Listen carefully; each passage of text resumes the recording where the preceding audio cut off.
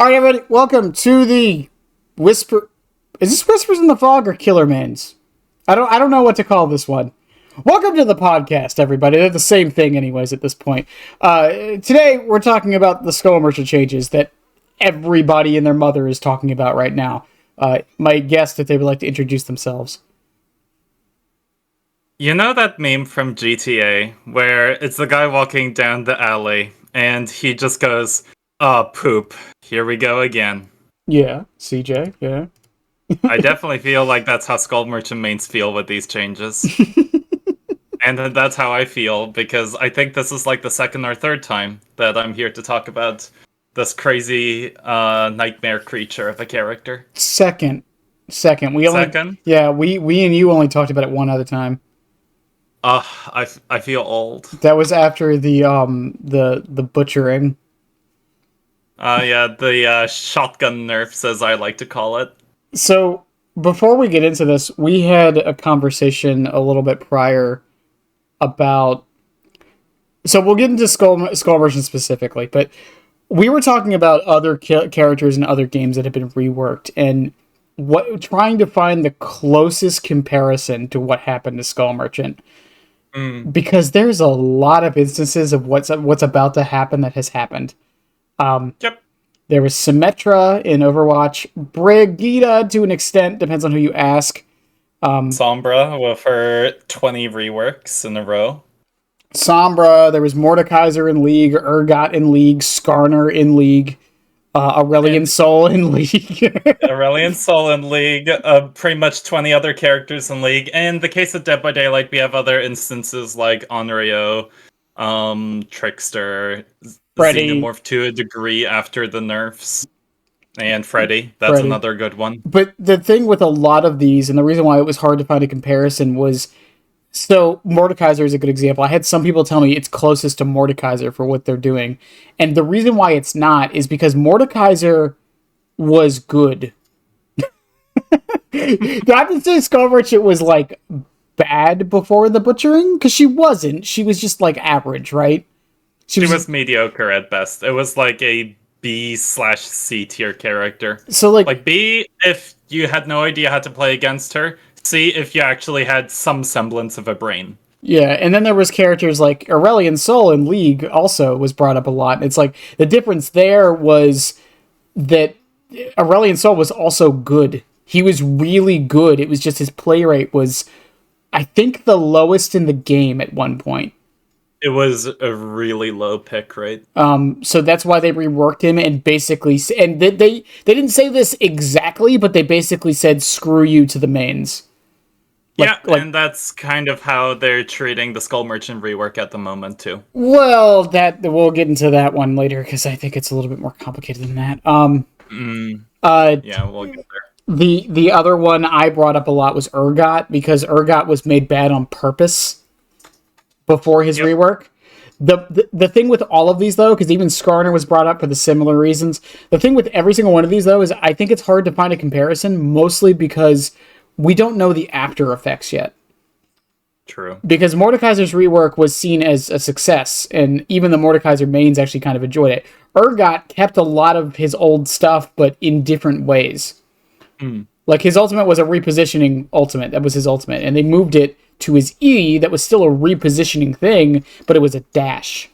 Yeah, and they also moved the Q to his alt and the shield from his W onto his E. Like, it was a lot of mishmashing of trying to keep some parts, but freshening others up. Yeah, but then you have, like, Aurelion Sol, where they completely removed an entire concept of his power, of his abilities. Pretty much, yeah. Which is very similar to Skull Merchant. And then there's, like, Yorick, who's another character where they kept the idea, not necessarily the identity, but the idea of being, like, a character who, like, controls ghouls, but they moved around how it works. But like, in general, it's a little tricky when it comes to talking about how the reworks have been handled. Well, even, like, Symmetra from Overwatch was another one people brought up, but the thing with Symmetra's rework was they kind of just moved around abilities. And just... Yeah. Yeah, that's really like don't get me wrong, she is a different character. Like they have like played around with how she works, but technically speaking, like if you show me current day Symmetra and release Symmetra, I wouldn't even call it a rework. Like I would I would just say it's changes. I would say this is the sequel of Symmetra, Mm-hmm. where they realized the mistakes of the initial and they decided, you know what, we're making a brand new Symmetra with a new polish. That is the Overwatch 2 we have been wanting.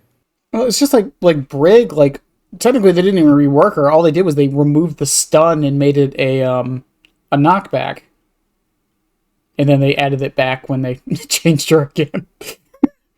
Yeah. And then all the changes Sombra's gotten, and then in other games, like I'm trying to think of like other games that have done like rework style stuff like this, and they're The really the closest I can think of that I genuinely felt like behavior we're going to do for Skull Merchant was the um what is it called? Revenant Awake. No, uh not Awakened. uh Revenant Reborn. reborn. That's Yeah. it. I was thinking they were going to change everything, like the visuals, the gameplay, just update the lore slightly in some way.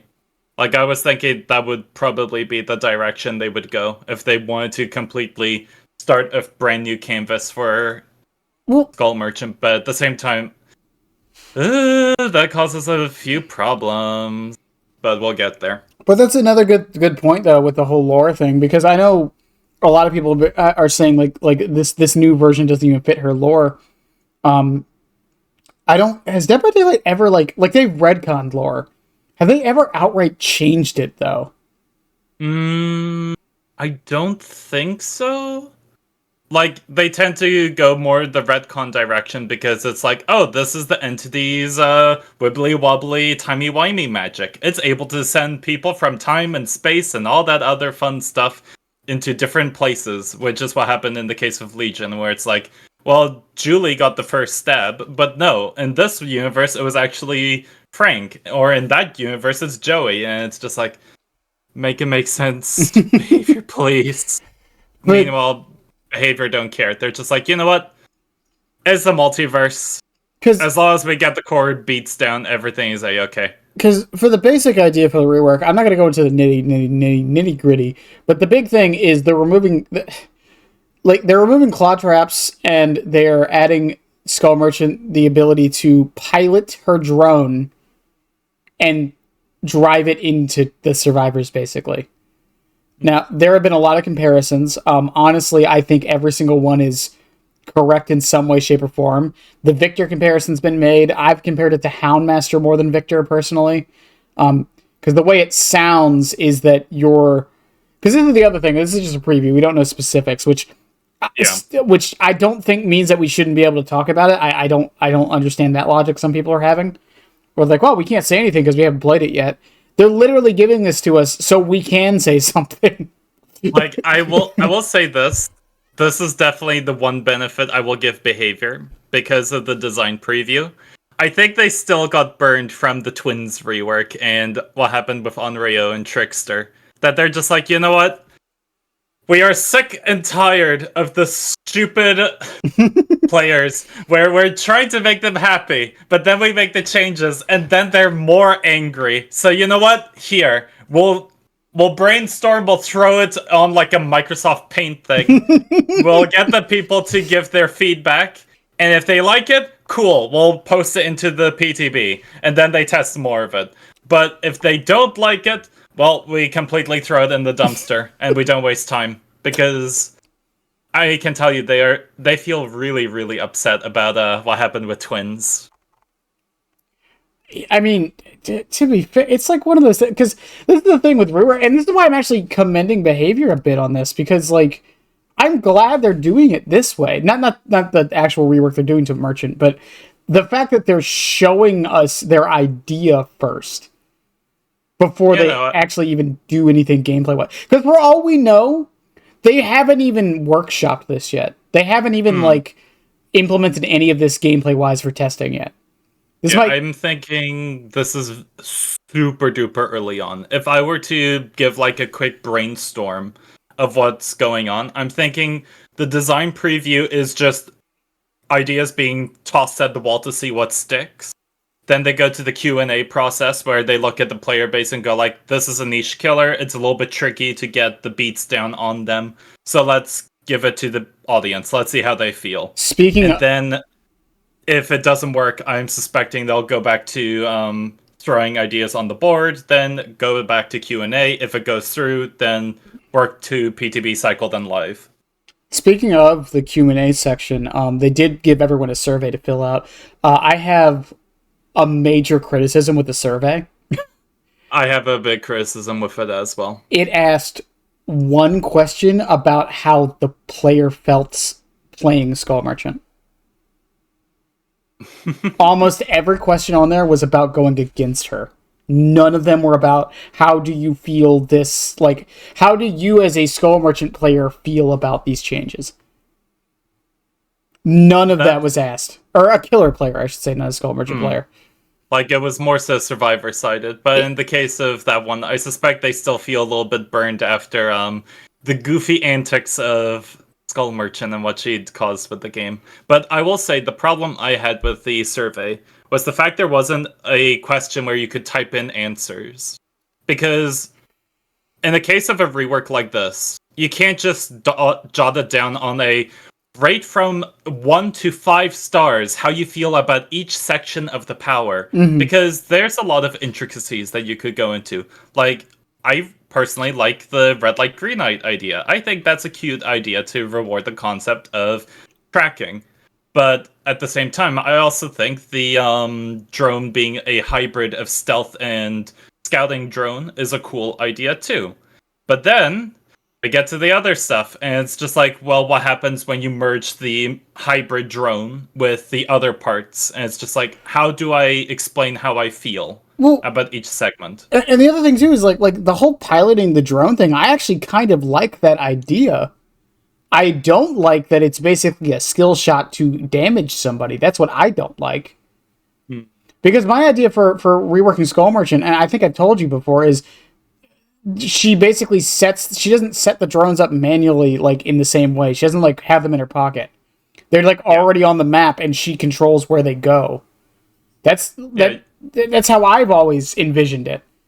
So like the idea of piloting drones is something I've actually wanted. But not like this.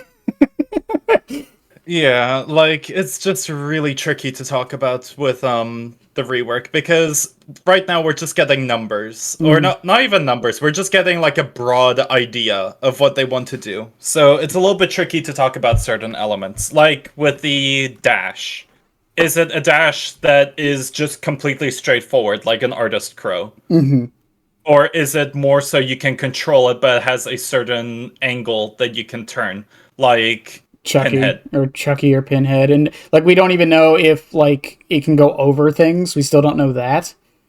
I'm suspecting it will go over things because it flies, but you say that. Yeah, true. I do say that, but then again, anything is possible in the weird and wacky world of DBD. Could be like Vecna's fly, where once it goes over a vault, it just explodes. That is an option too. But like the biggest thing here though is because the thing that's getting brought up a lot is because I don't even see anyone talking about too much about the fun factor or like the good factor, right? Because the thing is, like, reading this on paper, this actually does sound like it will be a decent power, right? I'm not going to say strength-wise what it'll be because we don't know fully. But, like, on paper, it sounds like it'll be a decent power. And I will say this. In concept, it's a very cool idea. And I will tell you why a lot of people tend to lean a little bit more away from the negatives of what this will cause. And try and lean more into, like, the rose-tinted glasses, happy-go-lucky direction. It's because of the trailer for Skull Merchant. You mean the one where the drone just pops up and does nothing? Yeah, the one where the drone just kind of levitates and flies around. A lot of people for the longest time have wanted Skull Merchant drones to fly around and do something. Yeah, that's... But at the same time, that's not really been Skull Merchant's deal. She's been more, like, how do I describe this? To me, Skull Merchant, ever since her release, was designed more for the M1 focus killer. Hmm. Like, she is more about micromanaging the game with, or not macromanaging, with decision making and using information that she collects to her benefits. That's the big reason why she has the tracking beams, the reason why she was designed to be intel focused. Like, it's all to help players who have smart decision making. The problem is we have a few goofy moments where the character does not have anything, as the community would call, skillful. Because That was the other thing that got brought up a lot too. I know you haven't been on Twitter for the past. I mean, you were probably on there a little bit, but one of the things that someone pointed out was the devs basically said they wanted to make her more skill expressive. And meanwhile, all the Skull Merchant players that I know of were like, she is skill expressive. It's just not mechanically, like, it's not like you're not like flicking or anything like that. And that was a really yeah, like big spit in the face to people like me who enjoy the macro side of this game, because it basically seemed like the devs were pretty much agreeing with a lot of the community that if it's not like a mechanical dash or like something you aim, it's not skillful. yeah, like that has been the biggest issue with Dead by Daylight for the longest time, where we had killers in the game that existed that supported a lot more like macro playstyles and strategies. For example, Trapper, Heg. Um, Nowadays, it's a little harder to find those types of killers. Like, I suppose Artist would be the closest that we've gotten. Houndmaster's another good one too. Mm-hmm. But most of the time, it's more so focused on projectiles and skill shots and dashes and ranged attacks. It's more so focused on the mechanical side of skill expression rather than on players actually using their brain. Well, and that's And I not, feel like that's a big shame. yeah, and that's not to diminish those that like, because the dash killers, like, they do require thought. I'm not gonna sit here and say they don't. I play a Yeah, dash killer, but like, it's a like different. Blight players do actually have to think if they want to actually use all of their or all of their rushes and thinking, okay, which wall should I bounce on so I can get the best angles? Like, there are smart decisions you can make on dash killers. It's more so there are different ways that you can think to play as killers. For example, Hag. Hag is one of the best examples of a killer who plays so differently from anything else in this game. Yeah, she plays. For Yeah. Hag is pretty much her own thing in the Mm-hmm. game, and we don't really get upset whenever we see a Hag. I mean, some people do, but it's because she's rarely ever seen. She fulfills her own niche and gimmick, but which, but the more important thing is that she's not a mechanical, nightmare creature that exists where you need to spend 5 billion years to play just so you understand how to move from one side of the map to the next. No, you just push two buttons. But it's more so the logic of where's the best trap locations? Where am I able to get the most pressure with lunges for outside of traps? It's it's a weird case in the case. Blech. It's a weird case in Skull Merchant's sense because they tried to give her a bit of mechanical skill with the scan lines, where they wanted to reinforce the idea of, oh, so Skull Merchant runs with the drone, she flicks the thing because there's only one scan line. But now at the same time, Trap Merchant players, no, you're not allowed to play the game anymore. Your playstyle is dead. GG, go next. Well, it's just like, so looking at like the changes, right? It's like when I was thinking about what needs to change on Skull Merchant, like for a rework or changes in general, is okay. Mm. Players are frustrated playing against her. Okay, well, we can all sit here and say skill issue and all of this stuff, but at the end of the day, people were frustrated playing against it. So how do we Yep. fix that? Okay, why were people frustrated playing against it? Because it felt like an inevitability that she would just pop out a drone at a loop, and now you have to play the loop as with that threat level there. It was similar to Knight before they did the rework on him. Which the thing with the Knight rework is that tells me they know how to solve the problem.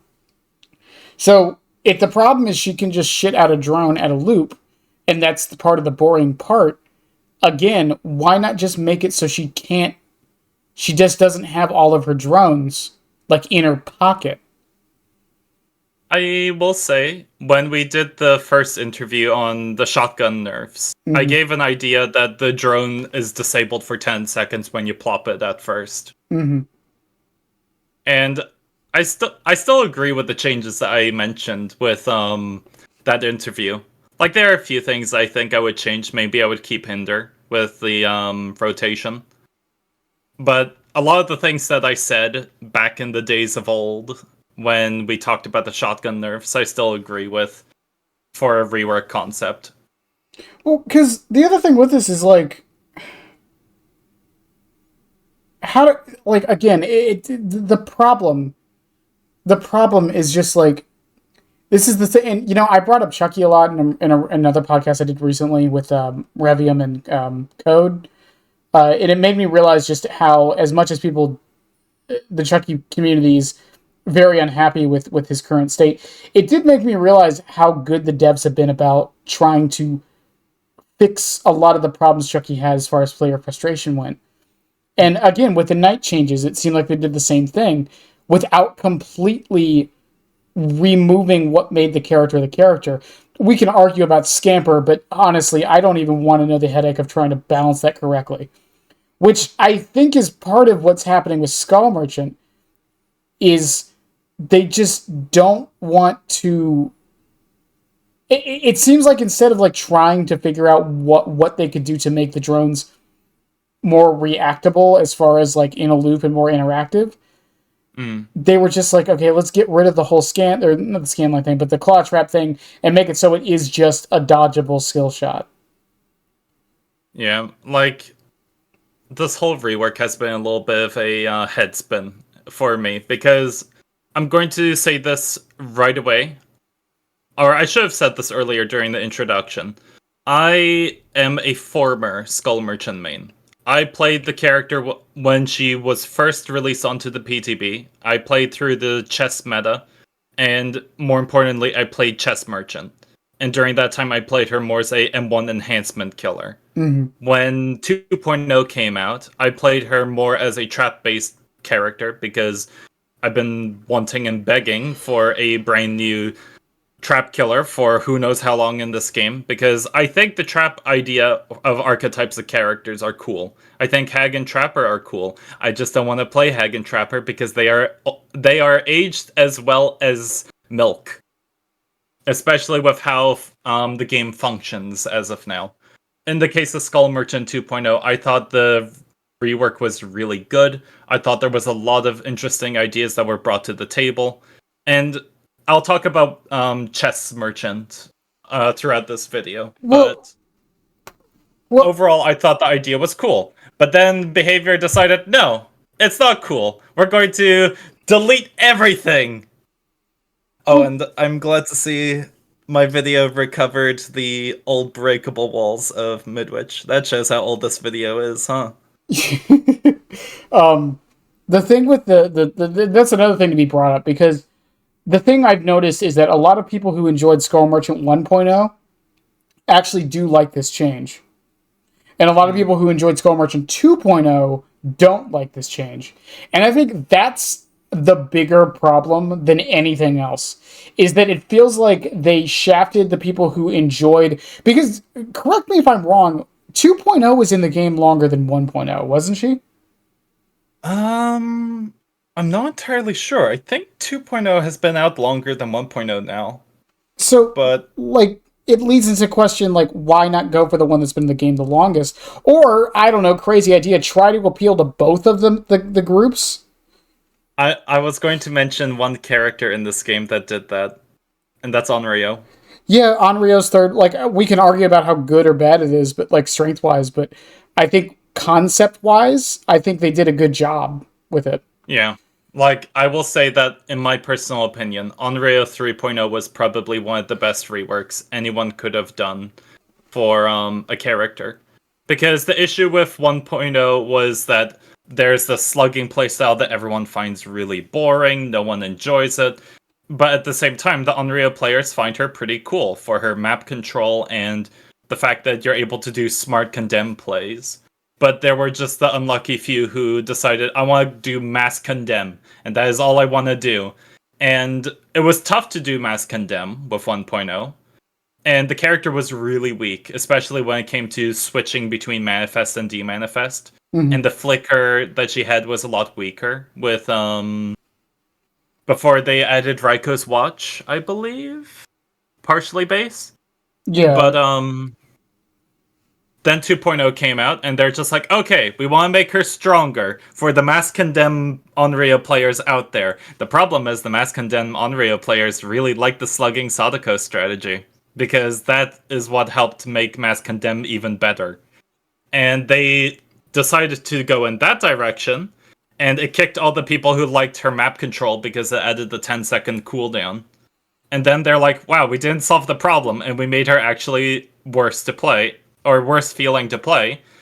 And at the same time, we also made her even more nightmare to balance. So 3.0 arrives, and they're like, okay, we're going to go the middle ground.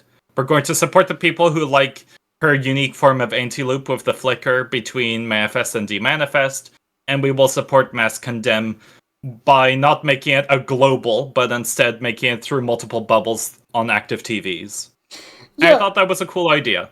Like it was the best of both.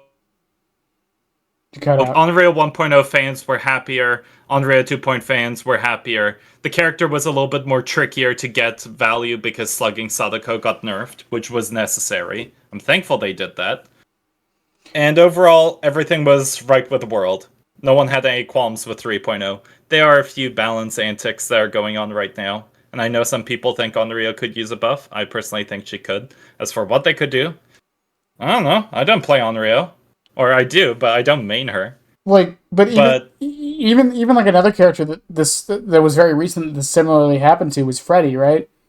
yeah, Because Freddy is a weird one. well, Freddy's a weird one because because Freddy's problem wasn't that he was unfun. Okay, that depends on who you ask.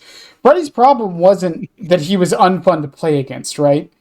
Like Yeah. Freddy's problem was that he was just not good, right? Mm, Skull Merchant was in a position where she was at least decent, right? yeah. And then they did the butchering, and then she became not good. But the issue was never her strength; it was always the annoyance factor on the other side. Mm. And I don't even Like, think like the complexity, because that was something they brought up a few times too, was the complexity. I don't think it was ever one that complex, and two, I don't think that was ever the problem. mm.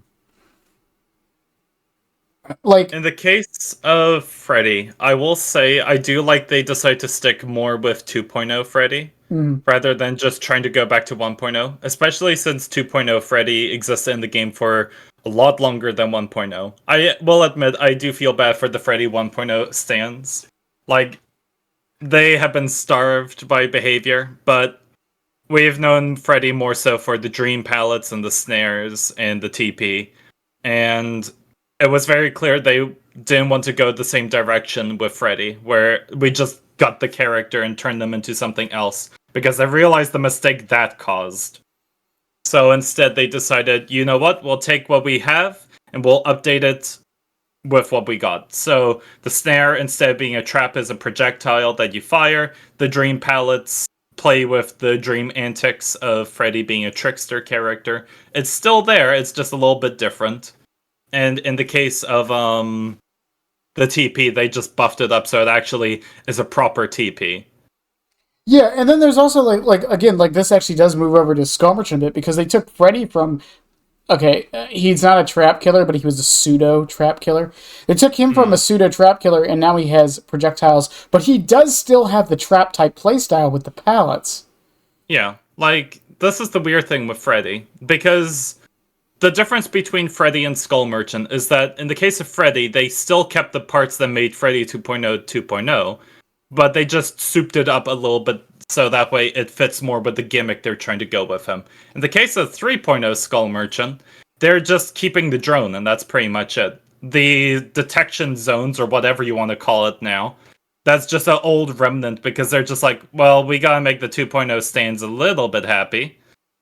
So it's cosmetic. So the other thing with this, because we talked about the whole trap killer thing too, is it feels like what they're trying to do is they're trying to make her a trap killer in the sense of you see the detection go off, you know where they are because of the global detection they talked about, and Mm. then then once you know where they are, you activate a drone nearby and hit them. So, Even then, but again, I think what they're trying to do is rather than make it an actual trap, it's more of a setup for you to then activate the drone to hit them. So it's like a trap, but you're an active participant. mm, like in the case of that, if they did push more in that direction, I think would have been nicer. Instead, it feels more they are clinging very heavily to making her an anti-loop pseudo dash character. Because we need to go over the drone control real quick. They don't really describe it all too well. Mm-hmm. Like I talked about how or like this projectile arc is if it's a straightforward dash, it's just clunkier artist crow. And if you're able to curve it, it would be like Pinhead with Engineer's Fang. You were almost there. Oh, there it is. Once stealth drone has Um, been activated for a short period, Skull Merchant can choose to take control of drones from a distance. During this time, she becomes undetectable as her controlled drone becomes the primary threat. These stealth drones move slightly faster than her base movement speed and consume a new resource, power, unique to each drone, while being controlled. Power is consumed slowly as the controlled drone idles, and slightly more is consumed while moving. Skull Merchant is also able to use a. I never really. Hang on a second. so if I get what they're saying here, you're able to fly this thing around like a Victor would move normally, but the burst is just a straightforward arc, like an artist crow. You know something I didn't catch the first time, and maybe I'm reading this wrong? Hmm? Power is consumed slowly as the controlled drone. Controlled drone idles. Okay, I thought maybe the drones, like once you set them up, also have a time limit. Okay, never mind. If that was the case, I would have really just given up hope for behavior reworking this character. Um, But in the case of this, the issue is the duration before the drone sets up. Because how quick is hold on, let me see. here's my thought process. Because if it's like 5 seconds, If it let's. takes 5 seconds, it's pretty much useless still. But But if it's like 1 second, it literally is just a clunkier artist crow. right. But my point with the 5 second thing is, wouldn't that like lead into the idea I'm having, where it's a trap, but one you set up prior to a chase and then use in the chase. You would think that, but there's a few issues that we need to bring up, and a few Skull Merchant mains brought this up, and I'm going to bring it up now. This new version of Skull Merchant reintroduces some really malicious gameplay strategies. Yeah, the Specifically, three jetting. Chess Merchant V2. Mm-hmm. Chess Merchant's back on the menu, guys, gals, and other pals, because you can set this thing near a generator, and you can flick between the cameras to see if a survivor is working on a gen, and then crash it in their face, and they take a damage save for free. You know, it's funny because they didn't even mention if it could down people, did they? It can down them. It says take a damage state, so it can down. Okay. And this is where we get to the second issue. You can plop it on top of a slug survivor and camp them like a victor. Yeah, she'll just become Singularity 2.0. And I'm going to bring this up now. I made a post on Blue Sky to Behavior talking about what I thought were the goods and the bads and the alternatives that you can think of for rework to Skull Merchant. The big issue I was immediately thinking was going to happen if they ever considered reworking her, and it's very clear that's what's happening now, is they're double dipping into other characters' identities. Yeah. So Skull Merchant 3.0 very much feels like a mix of Doctor, which she already shared a lot with since unique form of tracking, anti-loop, malicious and psychopathic lore where she likes hurting people, that sort of approach. But that now she has singularity because she's able to access multiple cameras. She can set up. She's sharing artist or Victor with the dash. Like she's double or and triple dipping into a bunch of other characters' motifs and identities, and that is not what I want for a Skull Merchant rework. If you want to rework Skull Merchant, you need to make sure that there's something specific to her that makes her unique and stand out. Because we have a character in the game that has something that is unfortunately a big problem for him, and that's Trickster and his lack of identity. You know how a lot of people like to joke about Trickster and call him Huntress Light or Huntress Point Five. Mm-hmm. It's because there's nothing specific to Trickster that makes him feel special. Like he has the main event in Laceration, but it doesn't feel unique enough. It's just, oh, I throw enough knives fast enough. Now I get to throw even more knives without an ammo count. That's great. He's the only bug bite killer in the game. No, I'm serious. That's to me, and that's what I hope they lean more into. But he's the only kill them with bug bites killer. Yeah, he just tickles you to death, and it does fit with the character. He is he is a sadist. He does like inflicting pain onto people slowly until they finally die. I'm not saying they did a good job with it, but that to me, that's Trickster's identity. Well, it's not his only identity, but from a gameplay perspective, he is the only kill them with bug bites. Like, you're going to die slowly, but eventually kind of character. Look, it's behavior's balancing. But I mean, for real, like, he really is the only one like that. For Skull Merchant, for example, Skull Merchant's a lot more difficult because the reason why, like, I'm upset about this change is just, it feels like we're getting rid of, like you said, not even necessarily her identity. Like, I get people are harping on her identity. It's not even that I necessarily care about. It's just like, we're getting rid of whenever someone brings up, like Kim right now on the PTB, everyone's first thought was he's Wesker in Legion, right? Yeah. You cannot do that comparison for Skull Merchant. There is no other killer like her. You can kind of do it if you squint, right? Like, she's like Doctor. She's like Singularity, right? Those two. That's really it. She's like a mix of Doctor and Singularity. But even then, that's like an apt comparison, really. Yeah, and Skull Merchant came up before Singularity. Yeah, and this new change is kind of pressing my tinfoil hat theory where they're the same killer at one point. Yeah. I'm still convinced. I have not been told yes or no to that, but I'm still convinced that Skull Merchant and Singularity were the same killer in development. I definitely think that the two of them were sharing a core focus on technology and intel, but they were told to go in different themes. One was distant future, and the other was modern future. Because the thing is, like, now I haven't said that out loud. My idea for, like, trying to focus more on her being a trap killer, I do kind of like that idea of she presets the drones, she gets the info on where you are, and once you get close, she can then take control of the drone and attack you. I kind of like that idea the more I think about it. But the one thing I would get rid of, so like, because like, let's say they go through with the changes they have added, but there's no cameras. Would that fix the slugging problem? It would technically fix the slugging problem, but it still probably wouldn't deal with the 3-gen issue. Plus, how would you dash with it without the camera? Well, you could have the camera only when it's active. Only when. Well, that's the problem, because people are saying you can just flick between the different cameras and then look around, see if anyone is there, then flick to the next one, and then see a survivor. No.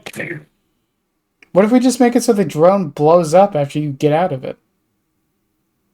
Even still, it's a free health state that the person is losing. No, and people were crying about Skull Merchant taking away health states for free. No. I mean, what if... So, you set a drone up, you look through it, and then it immediately explodes. There's no survivor nearby. You're just looking through it to look through it for the camera. And then once you get out of it, it just explodes. It would just feel really janky then at that point. Well, it would be a risk reward. You thought they were there and they weren't. That's the risk is your drone goes away. I suppose so. But I think I think I'm going to share with you my personal feelings about the rework. I'm going to go through every single change that they mentioned, and we'll go from there, because this is very much a thing that we need to kind of just read through. Mm-hmm. Because unfortunately, it's something we cannot play because the developers haven't put it into the game yet, thankfully. But I will admit I do like the approach that they're going with, just throwing out ideas before they go full throttle, and we don't have to suffer from the torment of um, Twins' rework. Okay, let's go over 2.0 for the drones. So, to briefly explain what they did, they decided, okay, the beams are going to be a mix between stealth and scouting mode. So there will be a small beam that will emit from the drone. This is the scouting portion. But the stealth portion is the rest of the beam. It's just hidden. This is just more visual clarity. Like, the stealth drone is still there, the circle is gone, the further beam is gone. It's just invisible. I actually like this as a trap merchant idea. Like, giving a bit more visual clarity, but at the same time keeping the stealth play to help support Trap Merchant. Now, there's a bit of an issue with Trap Merchant, and I'll talk about it when we get there. But overall, I actually like Drones 2.0. I think the idea to give a bit more visual clarity is a good concept. Mm-hmm. Drone control. I already mentioned a bunch of my problems with it. I think that it supports chess meta, because Skull Merchant can just patrol 3 generators, plop the drones. If the survivor hacks the drone, big whoop, she just walks over, recalls the drone, puts a new one up there, flicks through her cameras, see a survivor on a gen, boom, hits them, they are downed. She goes over there. If the drone does blow up, she just brings a new one over. Because she has 5 of these suckers. And then, of course, we have the issue of how fast of an arm time they have. If it's too long, it will push her more into chess meta. If it's too short, she just becomes budget artist or Victor. Because unlike Victor, where you have to just dodge one of him, artist can just set a drone up and hold you in the loop, and you're going to die, or you'll go like, okay, I'll just run to another loop. Well, you're still gonna get tagged by Skull Merchant, or you finally get to the loop, but guess what? She dropped another drone because she has 4 more of the suckers to go. And she can still recall the drones too. And then, of course, I talked about the issues of like the slugging problem, where she can just plop it on top of a downed survivor and just hold them hostage. And also the issue with her triple dipping into character identities like Singularity, Artist, Victor. And while we're talking about this, they mention underneath the stealth drone go burr what they're going to do with drones. Or at least, is it there? Yeah, it's there. It's there. Hold on. It's right below the visual. Yeah, it's the italic fonts. Yeah. So, claw traps, they're gone. Lock on, gone. Hinder haste manipulation, gone. This is a big blow for a lot of Skull Merchant players, because the lock on was the cute gimmick that Skull Merchant had that made her feel special, because it rewarded you for actually rotating the beam. It rewarded you for using the Trap Merchant playstyle of plopping these suckers into really goofy locations. But where's the reward now? There's no reason for you to rotate the drone. You just get information. Cool. Doctor gets madness or inflicts madness with his information tracking. What does Skull Merchant get? I see you on my radar for 12 seconds. That's great, Skull Merchant. Doctor can make survivors have random skill checks in different parts of the screen, but no, you get a cute little dot on your smart iPhone Galaxy 18. Maybe I'm a weirdo. I kind of wish they went more into that. Like, that is my issue that I have with the rework. They took the radar and just threw it in the dustbin. They just don't care about it. Well, no, they took the claw traps radar and I mean, the scan lines are there, but there's no rotation or anything. Like, it is still rotating, I think. Hold on.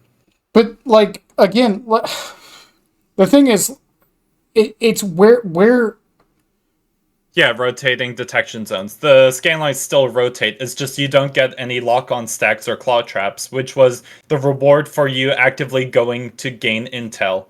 Like, the idea of Skull Merchant was similar to Ghostface. She collects information long enough that she finally applies leverage from that information.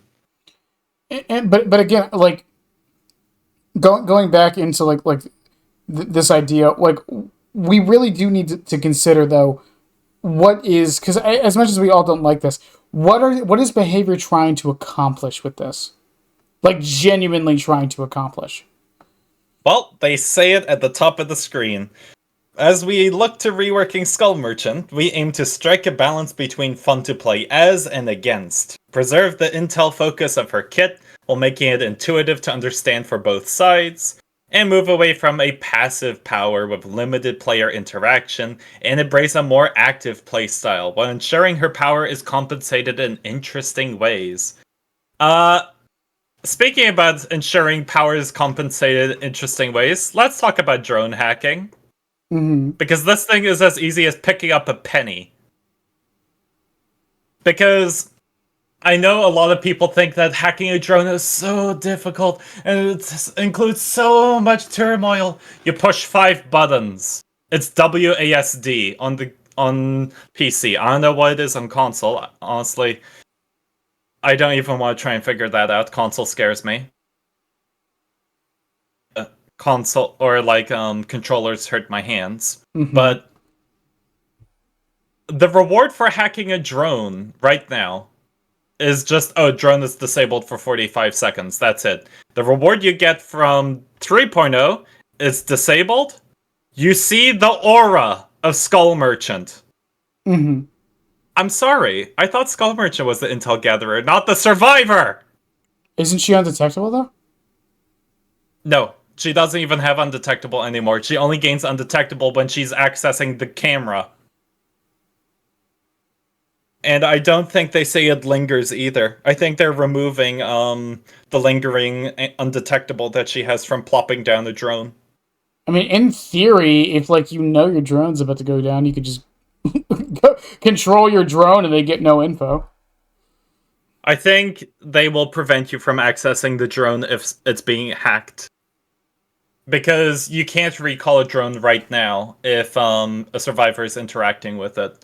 So I'm thinking it would go with that logic too. You can't recall, you can't interact with the drone, it will just die. Mm-hmm. And the reward and the risk of missing a skill check is, oh, I can't hack for a little while and I'm revealed by killer instinct. I'm sorry, but being able to see the aura of an M1 killer is giga cracked. Like, Wraith died when undetectable wasn't a thing and had to play against teams with old object of obsession. I don't think Skull Merchant is going to be doing quite well when a 4-man Swift sees this M1 focused killer and goes like, guys, she's at Killer Shack. I'm hacking her drone. I see her for like 5 seconds. I know where she is. Hear me out. And Hear me out. Hear me out. Hear me out. Hear me out. Mm-hmm. What if they don't want you to actually play a Skull Merchant? True. They just want you to play the better Skull Merchant, aka Doctor. No. What if they like? I know we're all joking about it's just twins. Legit. What if that's what they want? Just Twins 2. Like what? Twins What? 2 Electric Boogaloo. Like no. Hear me out. Hear me out. Hear me out. What if what they're trying to go for is you start the match, you set your drones up, you find a little spot in like the middle of the map, and then you just control your drones for the rest of the match. You find a survivor with one of the drones, hit them with the drone, it injures them, now you know where they are, and now you go after them as an M1 killer. In that logic, she begins to suffer the same issues as twins with anti-slug perks, and people will cry because the killer is slugging me. The This is so difference, unfun. the difference though, is that your Victor works best to down the survivors. With the way I just described it and how it seems like it's working out, Skull Merchant would be better at downing the survivors. Her drones would be better at injuring them. But that was the case with old Skull Merchant 2.0.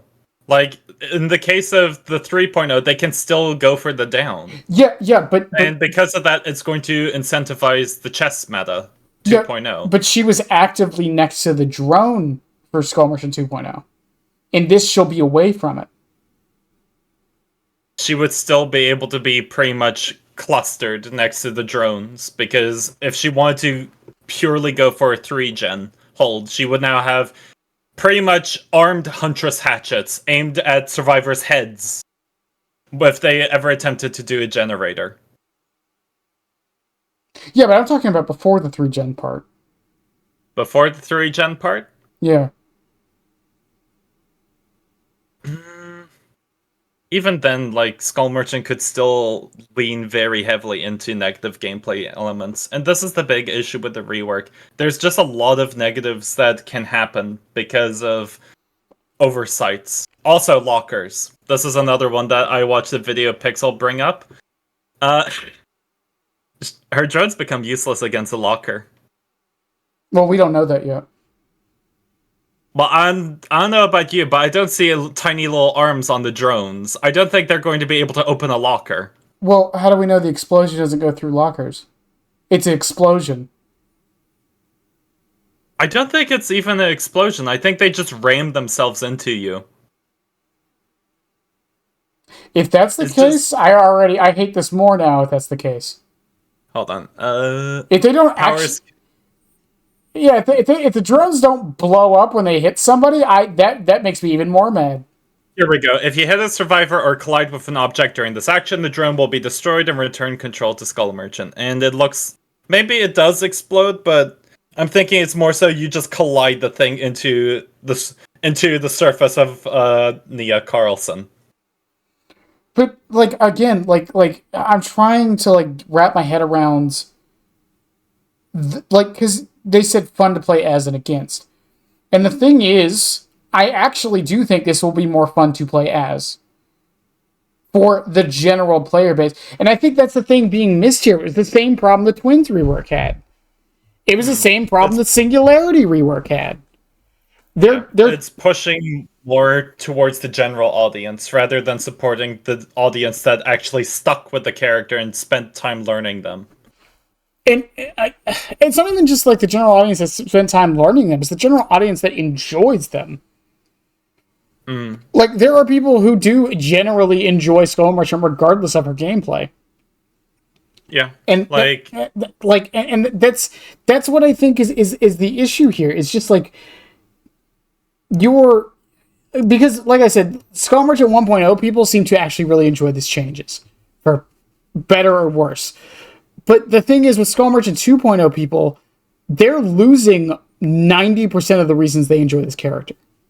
Yeah. And like I will say they are pushing a bit more heavily for intel gathering, and I do like that. I think that was one of the big issues that was lost with old Skull Merchant, or with Skull Merchant 2.0. Mm-hmm. Skull Merchant 1...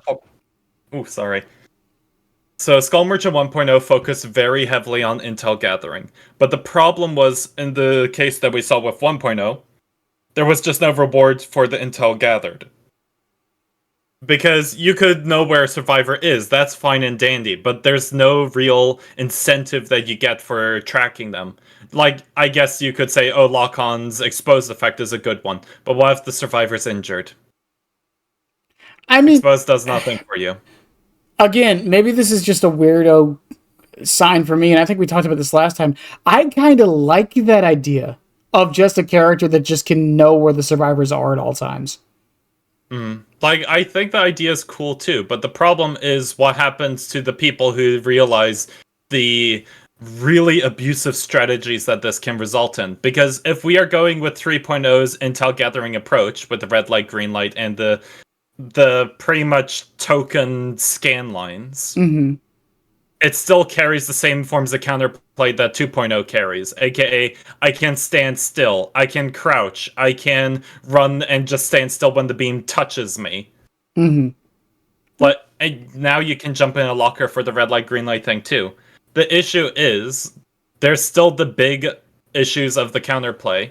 But if you remove the counterplay, well, we just go back to chess merchant meta now because now she can just 3-gen hold But because she knows where everyone is but and she can force them into a territorial cluster. there is one thing that we are forgetting about the 3 gen merchant thing though.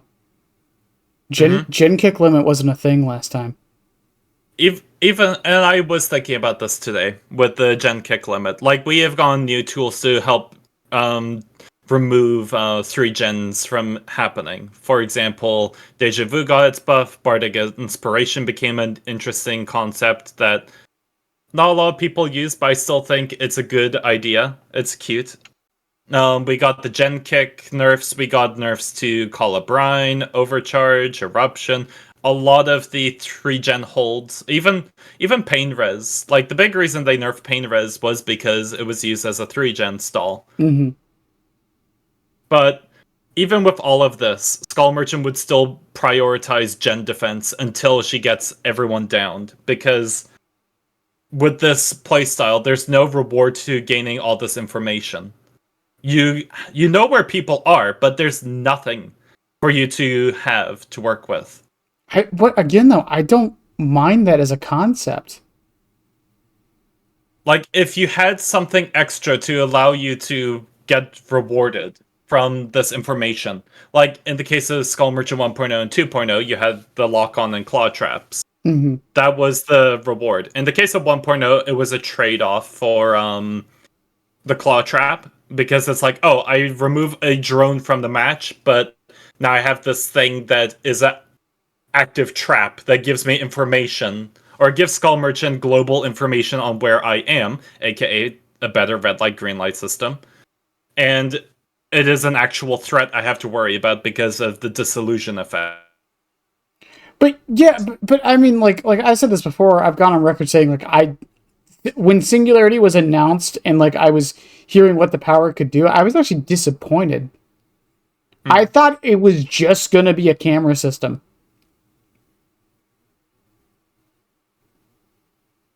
Again, maybe I'm the weirdo, but I kind of want just an intel killer.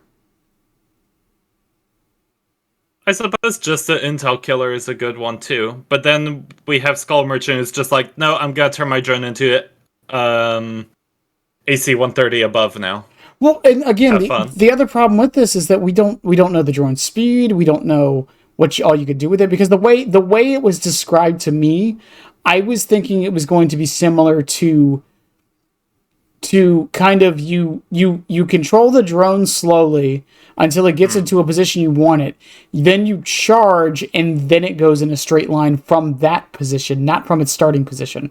The description for the power says that the drone moves like the initial move before the charge and moves faster than Skull Merchant. So I'm thinking maybe Victor speed or maybe a little bit slower. Mm-hmm. And I was watching Pixel's video on the rework too. He brings up an interesting discussion point, which is the fact that if the drone is slow, it's going to suck as a anti or like a anti-loop tool because it has to move through a lot of breakpoints with collision Mm-hmm. with tiles. But if they decide to make it faster, Well, well, it's just Victor, but you have 5 of them in hand. again though, with the anti-loop thing, that's why I don't think it's going to be because what if it again? What if what they're trying to do is make it so it's not you literally using a drone in chase is just a bad idea? What if again? What if the idea is to make it so you use your drones against the people you're not chasing?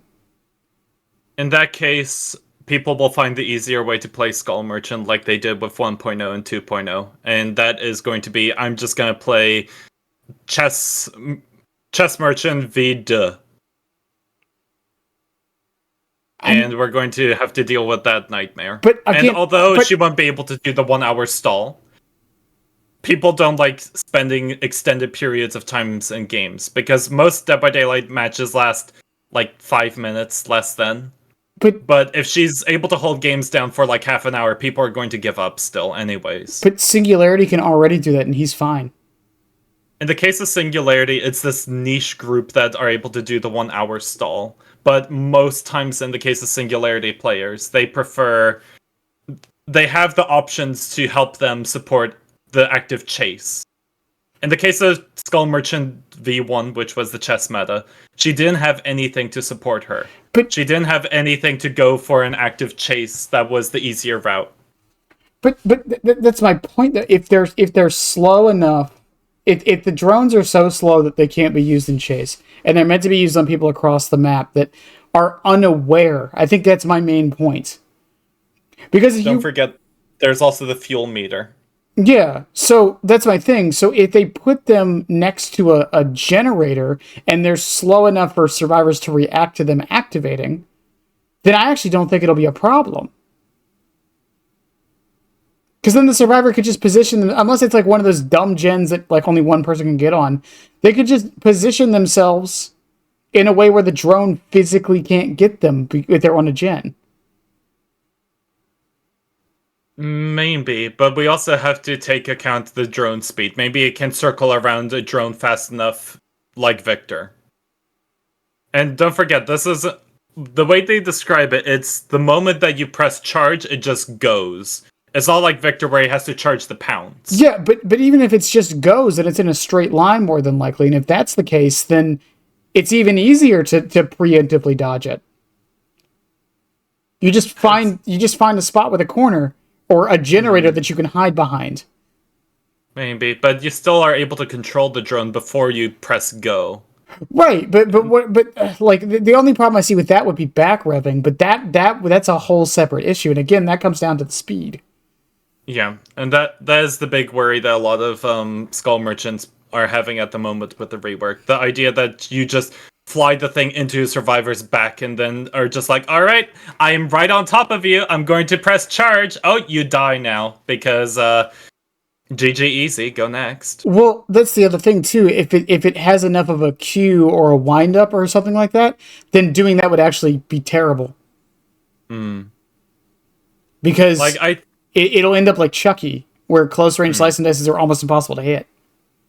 I think my big issue with the rework is that the intel gathering is it's too highly fixated on the camera and trying to turn the drones into an active tool rather than just trying to support the thing that Skull Merchant players liked, which was the scanline detections, using your brain to actually think this is where the survivor will be and getting rewarded from that information.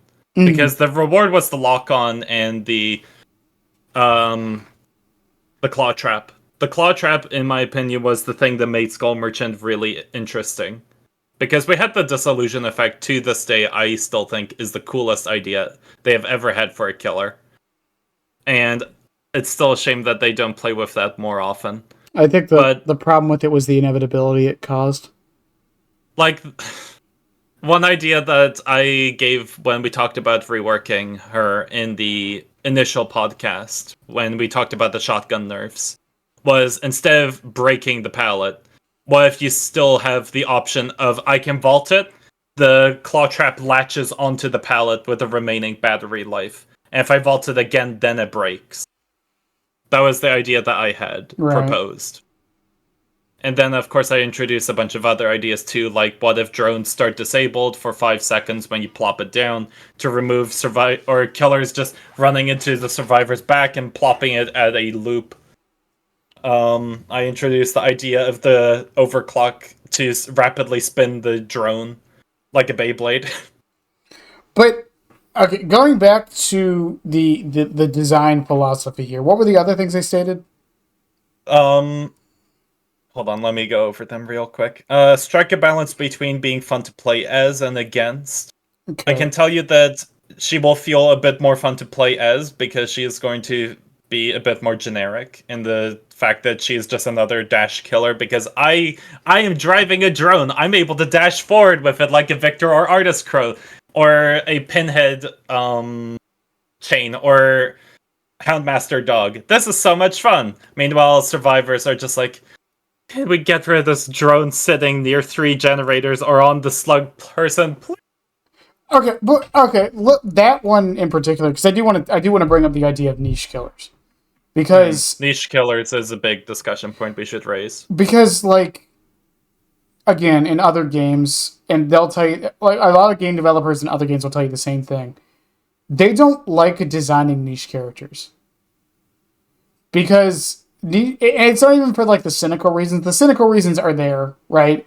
Oh well, niche characters don't sell skins, but it's also because it feels like you failed a bit. That's not how it should feel, but it kind of does. And when you make a character like Skull Merchant or Singularity or Twins, or I'm trying to think of like a Pinhead to a degree, I suppose. His pick rate's not that high.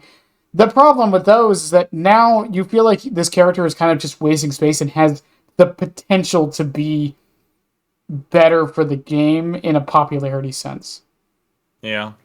Like, But I will no, go ahead. Go ahead. I will say, in the case of niche killers, they are the ones that make the characters that are the more popular feel more special. Because if you were to play against just dash killer after dash killer after dash killer after dash killer, after like let's say 500 games of seeing nothing but the same character over and over, or the same type of character over and over again, you're going to get bored of it real quick. Wesker is the best example of this because many people, when Wesker came out, universally agreed he was the most fun killer that behavior ever created. It's a big reason why we still see killers that have design philosophies like Wesker with the rapid dash. But at the same time, niche killers are where we're able to see the most unique ideas come out. Plague is, in my opinion, one of the most interesting characters they have ever created. She is one of the characters that actually brought me into the game. When I started playing Killer, I mained Pig and Plague. And the reason why I made Plague was because I thought she was the most interesting concept of a character to ever exist. Mm-hmm. Like, even when they were talking about Plague, like, they had a big worry that no one would want to be interested in Plague because, well, one, is a character who throws up. People are creeped out by characters who throw up. That's not really a great selling point. And number two, does Daylight's world. Like, is a character who pukes able to work as a power concept with Mr. Machete Man who sets up traps and Mr. Bing Bong Boy who turns invisible and Miss Napkin Lady who just blinks from spot to spot. Does a woman from the Babylonian era who puke make sense as a power concept? And I like that they still went like, you know what? We're doing it. Because to this day, everyone universally agrees that Plague is one of the most interesting characters. We don't see her all too often because she doesn't have a dedicated player base. Or she does, but it's a very small group. But no one actively cries about Plague being a balanced nightmare.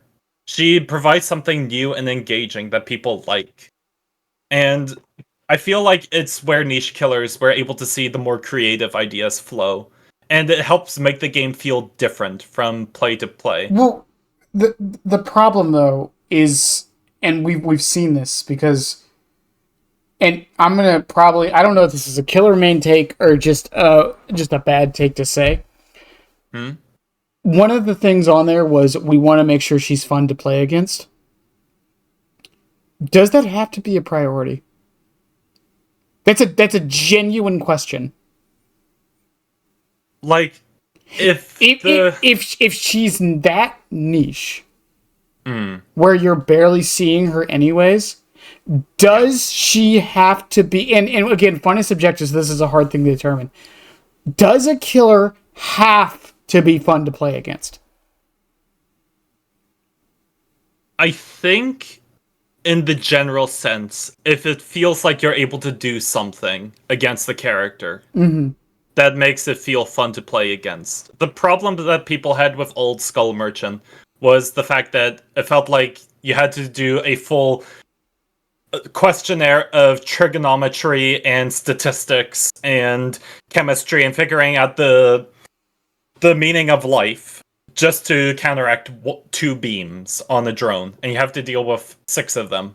But you But in the didn't. case of, like, a lot of survivors use that as an idea. Mostly newer players because they didn't know how the drones worked, but a lot of veteran players also felt like it was a little bit annoying that they had to take a hit in order to just avoid getting claw trapped and getting a one tap. Mm-hmm.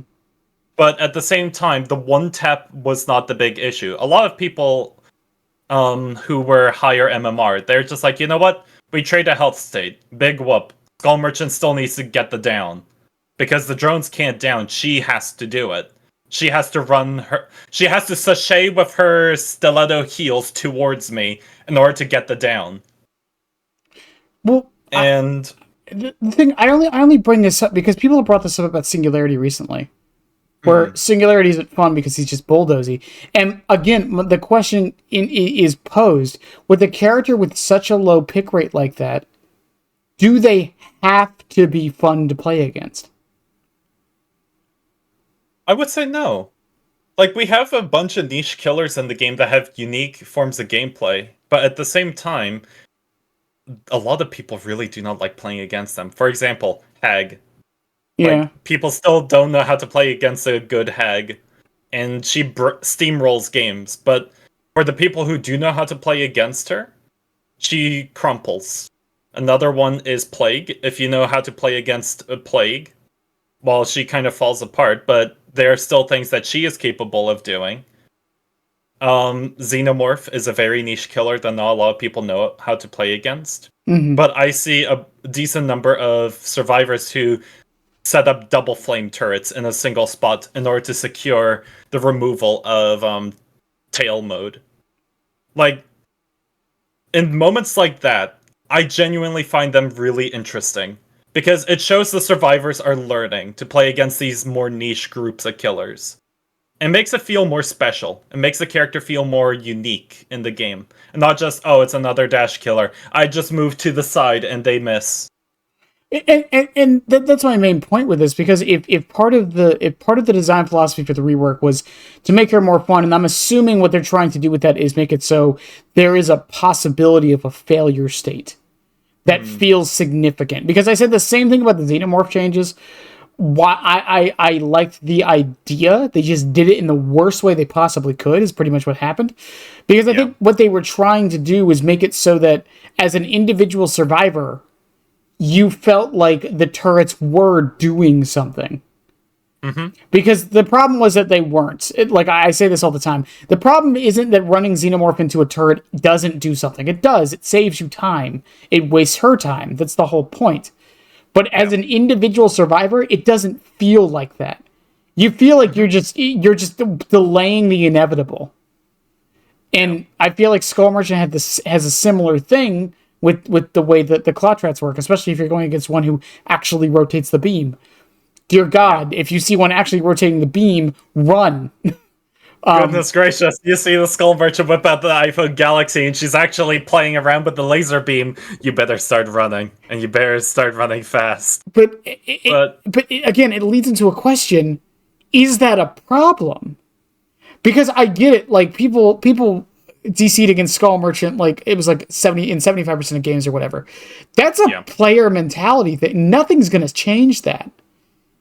Like, in the case of Skull Merchant, it's because she had such an influx of bad history, but the chess meta, the PTB, the 3-gen meta that was around at the time with Knight.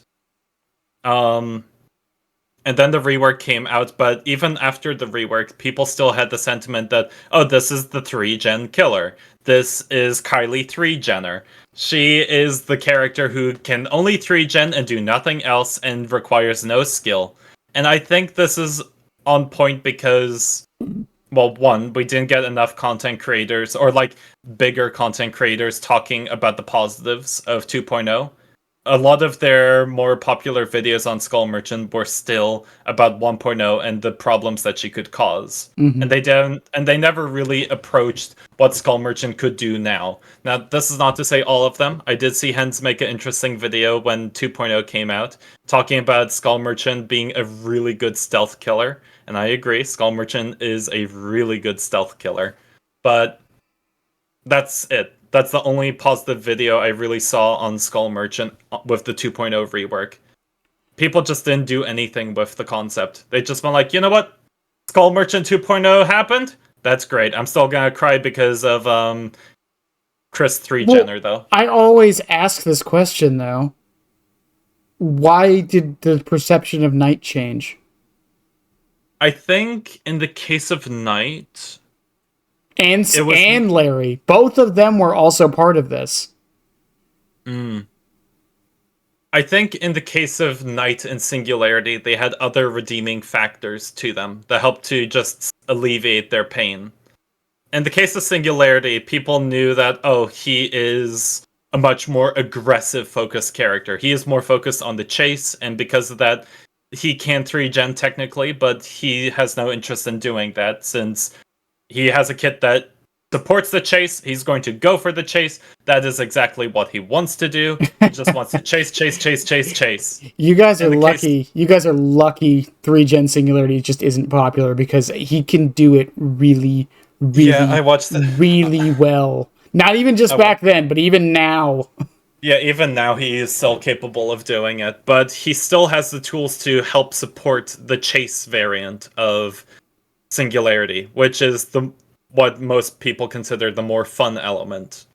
In the case of Knight, it was more so not so much Knight's fault, and more so the perk meta at the time, because Gen Kick meta was a thing with Eruption, Colubrine, Overcharge, and they already knew that Knight was going to get an update too. But that was the same problem with Skull Merchant. In the case of Skull Merchant, it's more so... I think they were more so upset because in the case of Knight, it was an interesting idea. And the 3-gen kick meta they didn't realize happened at the time. It only just became a bit more of an influx around the time Knight came out. It's more so when Skull Merchant came out, we were in the midst of the gen kick meta. That they're just like, oh, they released a killer that supports the gen kick meta. Ugh. Well, no, see, that's even funnier to me because technically Skull Merchant didn't even invent it. Knight did. Yeah, Knight did, but people like to yell at Skull Merchant more because she released in the midst of it. Meanwhile, Knight is kind of the one who started the infancy of it. But I suppose in the case of Knight, it's also because there were ideas that were portrayed with patrolling paths. That's a cool, nifty idea. It's more so... It was a cute concept that failed in execution. In the case of Skull Merchant, it was just, what is there to do? Fair. Because it's detect in a orange Eye of Sauron bubble. I don't really get anything else from it. And don't forget, the exposed was not reset when you were in the lock-on. It was a fixed 45-second duration. Mm-hmm. So in the case of that, it's just like, how did we release 2 killers that support the gen kick meta so well? But at the same time, in the case of Knight, it was more so a cute concept that failed in execution. In the case of Skull Merchant, people were more like, how did this even become a concept? I think that's the big difference between Knight and Skull Merchant. It's more so in the case of Knight, it was a cute idea that they wanted to play around with, but it just more so failed because other side effects. In the case of Skull Merchant, it was more so they pushed an idea, but it does nothing with the idea. Speaking of pushing an idea, one of the other... I want to skip the Intel part because I feel like we talked about that one enough, but the one I do want to talk about, though, because I'm going to ask the same question I just did with the niche killer thing. Mm-hmm. Move away from a passive power with limited player interactions and embrace a more active playstyle while ensuring her power is compensated in interesting ways. Here is my question. Do we have to do this? In behavior's philosophy, the answer is yes, because according to them, they don't like when a character plops down their power and sets and forgets. Well, no, but she doesn't.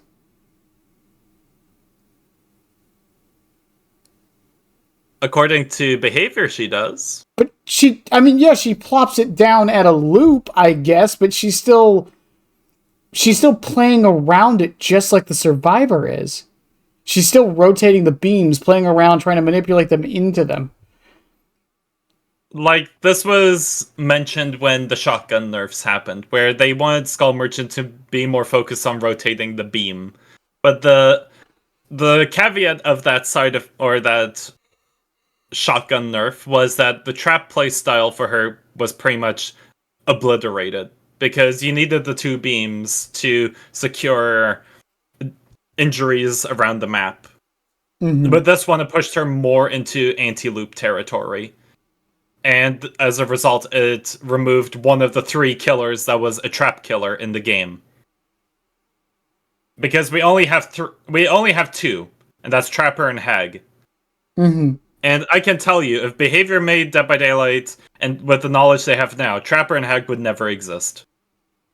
No, it's funny because another thing I have brought up, because a lot of people say that Trapper needs a rework, and every rework idea I hear is always like, "Oh, you're just making him Skull Merchant." Funny thing is that if this rework does go through for Skull Merchant, they can actually do that to Trapper now. Yeah. Like, with it's very clear they really have a Well, they really have a bone to pick with trap based killers in the game. this isn't behavior though. This is like every game designer. True. People, But a lot of game designers don't like trap characters because they're impossible to balance. there are some games that do try their best to balance trap killers. Rainbow Six is a good example. Like, how many trap killers do they have? They Yeah, have characters like Frost and but would we consider Capitao? Capitao? Do you mean The guy who places laser beam cameras. that's Capcan? No, Capcan is the guy who sets nail bombs on the doorway. Laser cameras? Yeah, he sets up two bulletproof Oh, cameras. oh, that's Maestro. Okay, I was so Oh, confused. Maestro. Oh, Yeah, sorry. Wait, who's Capitao now? Capitao. He shoots Oh, the bolts, fire bolts. fire bolts. Yeah. Sorry, I confused Capitao and Maestro. Oh no, Um, this shows my lack of knowledge of Rainbow Six. but no, but the thing with that game is it's a game designed around the idea of traps. Hmm. They were a concept from day one. Wait, you mean to tell me Dead by Daylight was a game designed around mobility? Well, no, the thing is it wasn't, but it's evolved into that. Toba Landing has a few words to say about that. That's my point though with it though is it's like the problem with trap characters in any game, even like fighting games have trap characters. And they're typically disliked by most people. Because there's one of two, they either feel cheap or they're almost useless. That's just the that's the road you walk with making a trap based character. This even happens in Siege. And again, that's a game kind of built around traps. You either feel like your traps actually are really impactful and the enemy thinks they're cheap, or they don't do anything and you feel useless. Um, another thing I suppose we can bring up with the trap archetype, but more so overall with niche killers and characters in video games. Sorry, I'm just getting hiccups now all of a sudden. But the reason why niche killers are so interesting is because they provide a break from the general norm. And it allows the developers to try and introduce something new that players will like. Like in the case of Huntress, um I don't think they were expecting a ranged character to be as popular as she was, especially considering we got like 5 more iterations of her in the game. I But don't. even still, we got like a whole bunch of different versions of Huntress that played with different gimmicks and approaches. Like Artis is the much more longer range, but is much more binary with the direction of fire. Unknown is able to bounce his UVX over terrain, but follows the approach of Artis that needs multiple hits. We have Deathslinger, who's able to reel people in, but has the one shot. And then we have Trickster, who is the SMG. And that's kind of everything else that Trickster has to offer. But again though, like I just you don't make a character with the intent of them being niche most of the time. Mm. There's like the idea is more so you want to introduce a new concept and go like, okay, I want to try something new. Let's see how it works out. It's more so like I want to introduce a unique idea that to me sounds fun. And that's how we ended up with Huntress becoming, still to this day, one of the most popular characters. Because one guy at Behavior HQ thought, hey, I want to introduce a ranged character. We don't have that in the game yet. We have a character who is a projectile by launching herself at Mach speed, aka Nurse. But that's kind of the closest thing we got. but Let's make a ranged character. But the thing with Skull Merchant is that while I do agree the whole package is a wholly unique killer, a lot of what she is, like the intel gathering, Singularity does that better. Macro gameplay, I think Knight accomplished that better. The only thing she like realistically has that like is like super duper unique to her is the scanline thing. Ironically, because that didn't come until the rework, the first rework. Yeah. And that's the thing that's being removed. But like, it's but the funny thing. that also comes down to the other question. Like I said, with the problem with niche killers, like I don't think there is a need to make her have a projectile or a dash or whatever we want to call it these days, because I don't. Yeah. Because it's funny to think that and you know how I said I don't know what M1 or M2 means anymore, or what stealth and not stealth killer means anymore. I don't know what a dash killer is now. Yeah, I mean, Pixel apparently says Houndmaster is a dash killer. I mean, she technically is, She technically is. but people call Vecna a dash killer. I'm not kidding. I disagree with that, but you know what? I can also kind of see it too. Yeah, but again, like my point with that is that like fucking terms in this community are just devolving into meaning nothing. Yeah, like the terminology in Dead by Daylight has always been a really weird thing. Like we don't have a actual dictionary that tells us, okay, this is what each term means. No. It tends to change over time, and for some people it changes based on their opinion.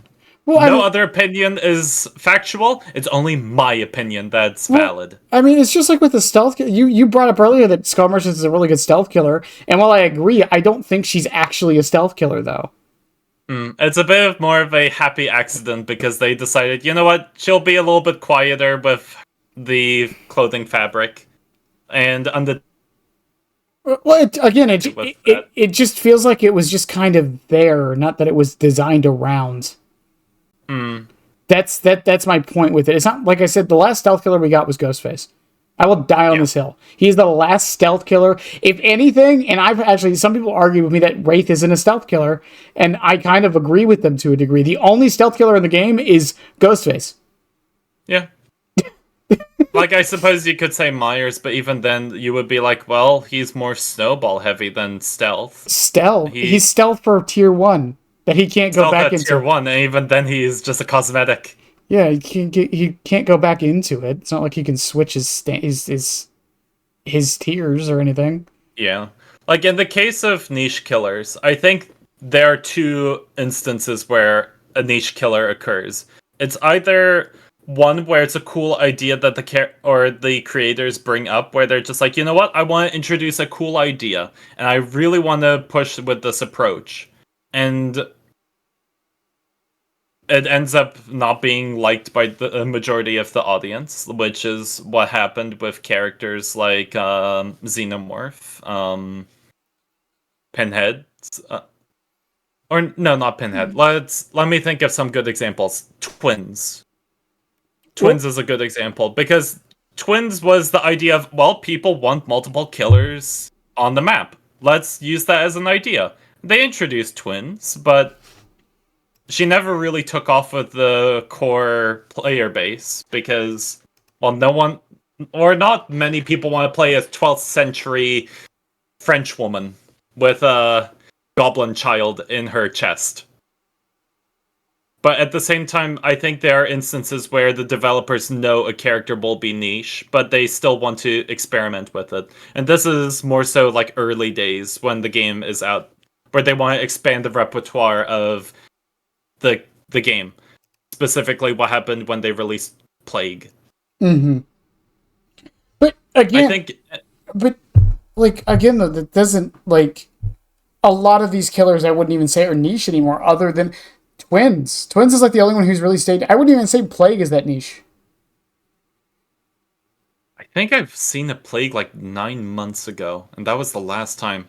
I feel sad. I like playing against Plague, Because technically, but because if here's the thing, if Xenomorph is niche, Chucky is niche now. He has a lower pick rate than Xenomorph.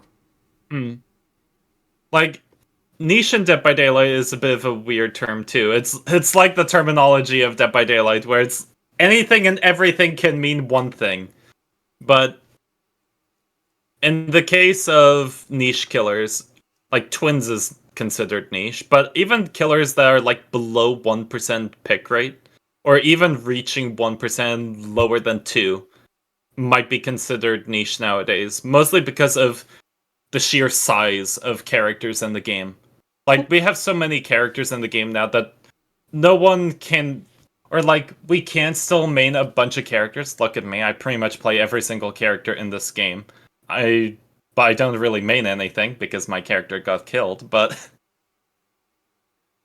it's more so there are so many options now, and there are some characters that just push more for things that people like, even if they fit certain molds. It's why we have like 500 different dash killers. They all provide something specific or a specific niche that people like. Like in the case of Legion. Legion is the guy that you pick if you want to run around like the crazy teen who stabs a bunch of people. Wesker is the guy that you pick because he's able to dash and infect people and is this mental gymnastics of being able to bend people when you dash in one way and you turn because you turned and face the other way while dashing in the straight line.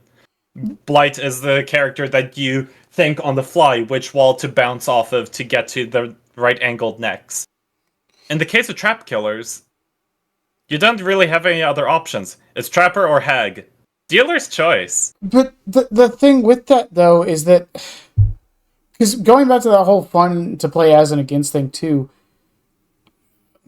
I don't know another game where this argument is brought up as much as it is other than Dead by Daylight.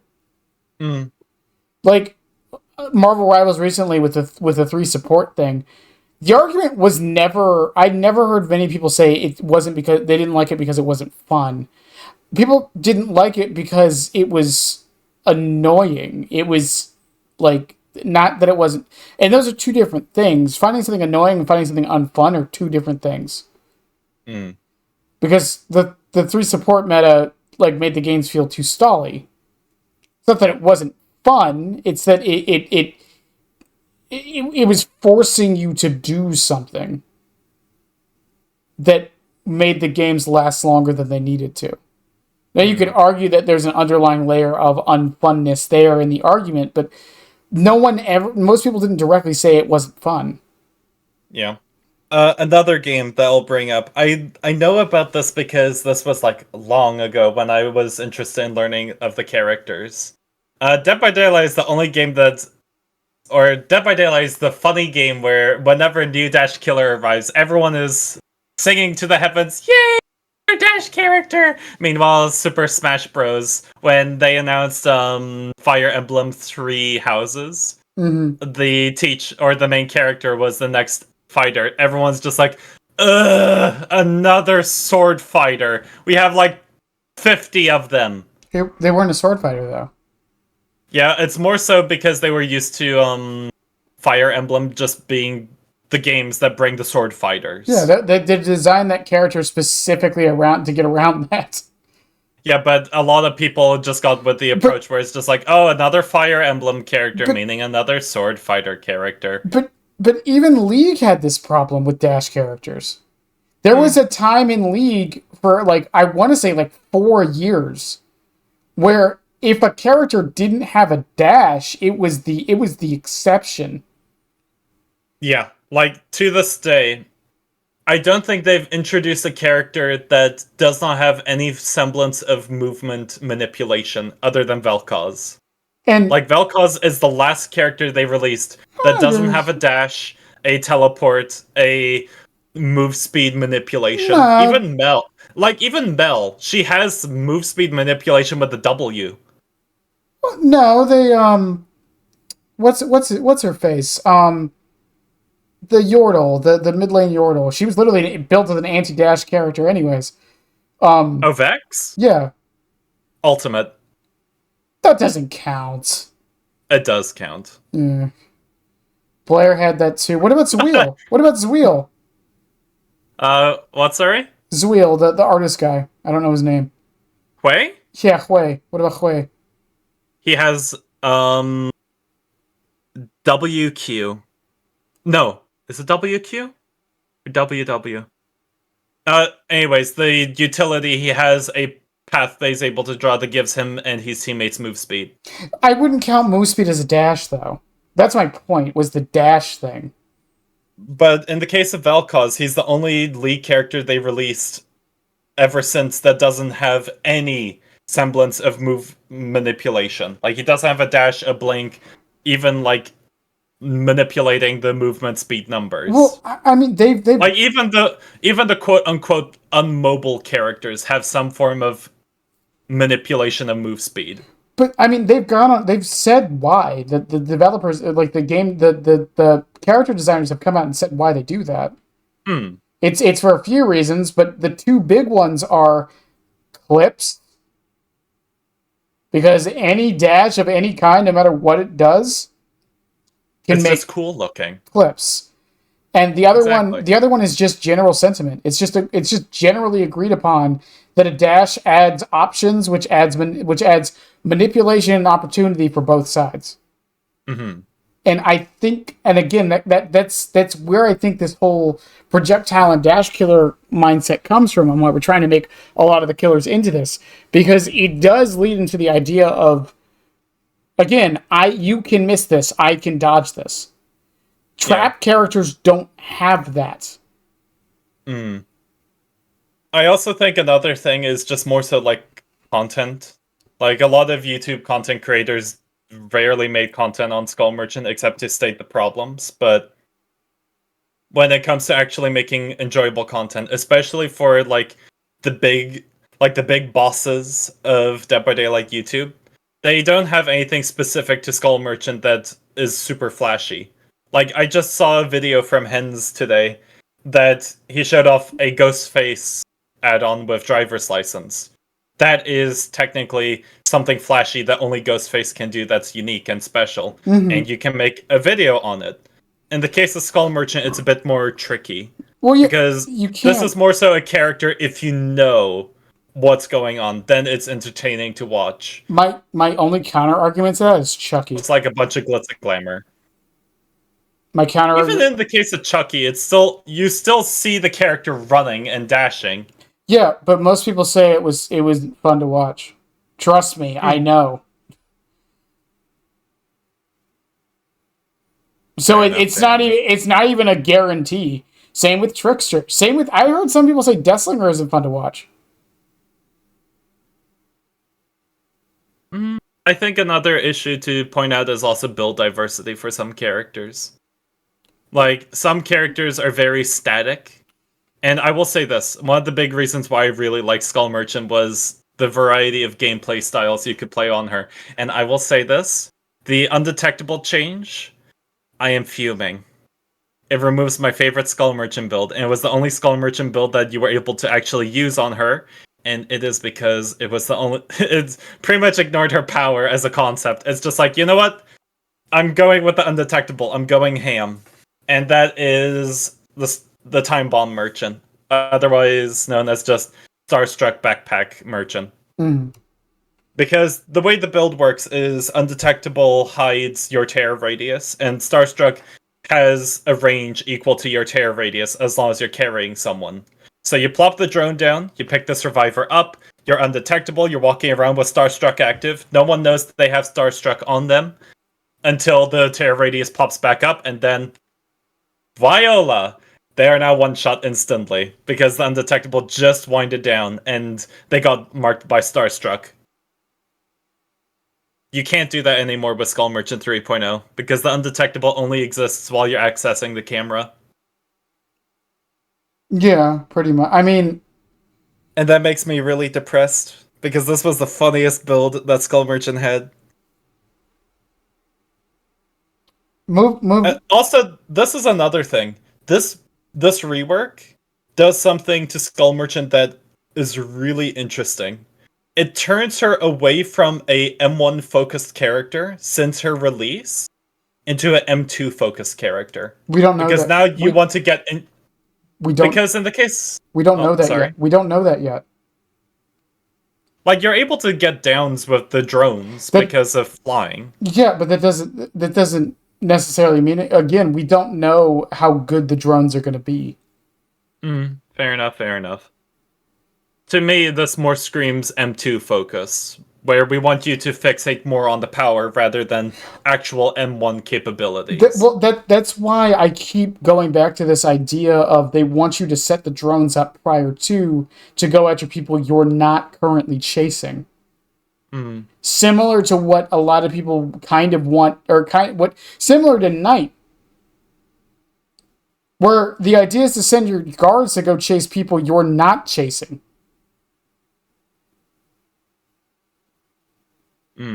Again, that's why I keep bringing up this idea of there'll be traps, but they're traps you have to actively use. It's similar to what is his name in Rainbow Six Siege? Fenrir. Fenrir. That's who it is.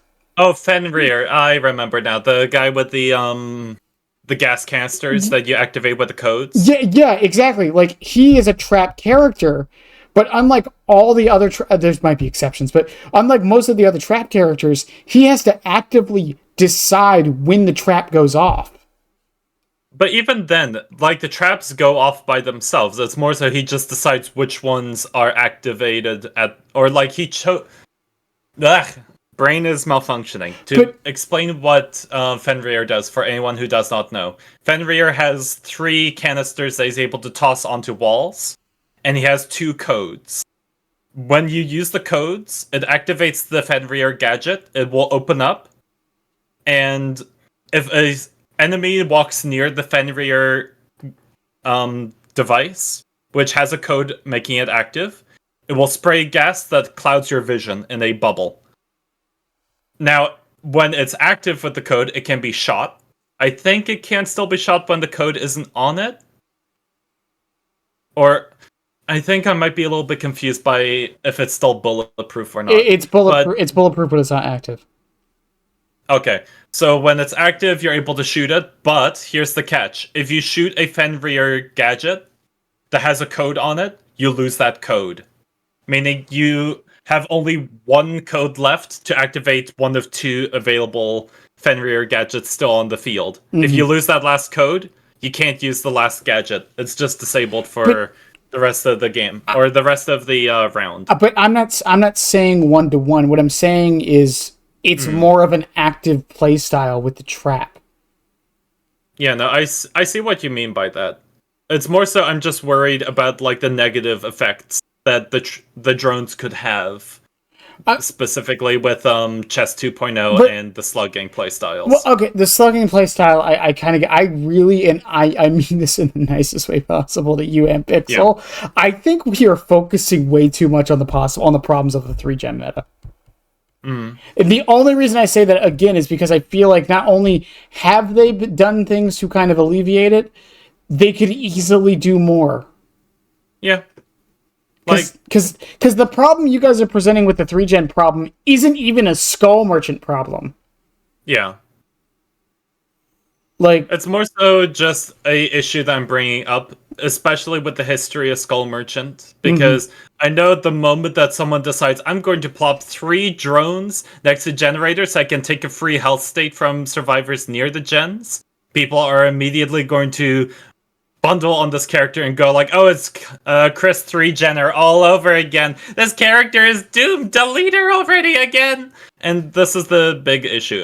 Unlike other characters, Skull Merchant is a character wrapped in infamy, and it's we have to be really careful when it comes to reworking the character, because even though a Skull Merchant could just play in the approach that you're talking about, where it's just instead of holding 3 gens hostage or the slugging approach, they plop these drones around like mini victors that are waiting for you to switch between, and then you find a survivor and you smash into it. There are still the people who will think to themselves, I'm feeling a little bit naughty today. I think I'm going to play the 3 gens strategy. Or maybe I'll play slugging variant. And that's the big worry. well, Like, but in the case of Skull Merchant, it's her infamy and history that causes these issues to bubble up a lot faster than someone like Singularity. and that was the point I was going to bring up. Every single problem you just said, Singularity currently has. Hmm. And that's why I don't think it'll be an issue. Hmm. Like, it's tricky because a lot of people just have so much negative connotations with the character that the moment that one flaw leaks in, everyone's just going to band on them. It's like Legion. Like, to this day, people still cry about pre-launch Legion, even though that hasn't existed for like 4 to 5 years now. But Man, I man, this game is getting old now. that's my thing though, because even like again, like if the problem is the character herself, then there's literally nothing they can do. Mm, And I don't believe that. And if the problem is, oh well, she'll exacerbate like the issue, then again, I just can't agree with that. yeah, I just like, again, I get it. Like, this will probably cause the ability for her to 3 gen more, yeah, but at the same time, like I said, Singularity can already do that. Same with the slugging thing. Singularity can already do that. And Singularity, it probably, even with this new version, probably does it better. fair enough. And that's why, and I get the concern, but at the same time, like, they have tuning knobs to help with this. Like, Mm, if we have to lower the kick limit down again because of Skull Merchant, so be it, because that will future proof the game for other killers with similar ideas for powers. yeah, fair enough, fair enough. But But you going? I th- no, I think one other thing we have to bring up is just the fact that the rework just pretty much just puts up 2 middle fingers to the people who made the character for so long. Oh, I, I, sorry, I was just looking at the screen for a second. But what I mean by this is that the detection range and all this focus on intel gathering, I feel like this is more so just fluff to make people go like, "Oh, don't worry, Skull Merchant fans. We still respect your character. Here, the intel gathering part that you like so much is still there. Although it has all the counterplay that 2.0 carried, it's still rather janky, I don't. and yada yada yada." Maybe I'm just not that cynical about it. I don't see. I genuinely see them trying to, again, appease the Skull Merchant 1.0 people. That's what this feels Hmm. like. Like, it's the weird case where they want to support 1.0, but in the case of 2.0, it's just like, yeah, no, you don't get anything. Well, The 1.0 people have suffered enough. because here's the thing: when 2.0 happened, a lot of people said that Skull Merchant was actually fine once they fixed 3 genning. Yeah. That's the thing. So 2.0 didn't even have to. So, like, while I do feel for those people and don't think the change should go through, regardless, because of the crowd that 2.0 has, gotten. You also need to look at it from behavior's perspective. They never wanted to make 2.0. Hmm. Like in the case of 2.0, it was more so just damage control in order to help reduce the 3-gen issue. But It was damage control that didn't need to happen. I think in that instance, it's more so like damage control that happened, which caused a happy accident for the new era of Skull Merchant mains who like the 2.0 iteration. Because if I wanted to be cynical, I think 2.0 was supposed to be what the butchering was. In a sense, I could see it, but at the same time, it brought a lot of new interesting tools that a lot of people liked as well. Yeah, but I think that was on accident. I don't think they expected it to. Yeah, like I said, a happy accident. But I will say what I'm surprised by is the fact that they are just leaning so much into the 1.0 fans and doing nothing for the 2.0. And Well, where did the one? we've had a rework that supported both instances for the fans. Onryo. Onryo supported the 1.0 and Right. 2.0 variances of her kit. I'm just a little bit surprised that instead of trying to meet a middle ground for people who like Skull Merchant 1.0 and Skull Merchant 2.0, with 3.0 they just decided, you know what? 2.0 doesn't exist. Those people, no, no, no, no, no, no, no, no, no, no, no, no. They were just figments of our mind. Away they go. Away they go. But it brings into question though also with this, where did the 1.0 Skull Merchant like enjoyers go? Who did they move to?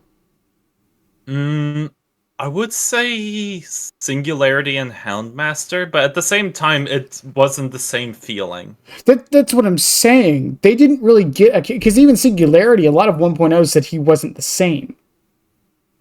So, looking at this from behavior's perspective, maybe that's why they're leaning so much into the 1.0 perspective. Because those players never really had anywhere else to go. 2.0 also don't, but maybe the way they're looking at it is like, if we have to pick one, you know, it's like picking a favorite child. You don't want to, but you know, you got a gun to your head. Like, I don't know. Maybe I'm not thinking about it cynically enough.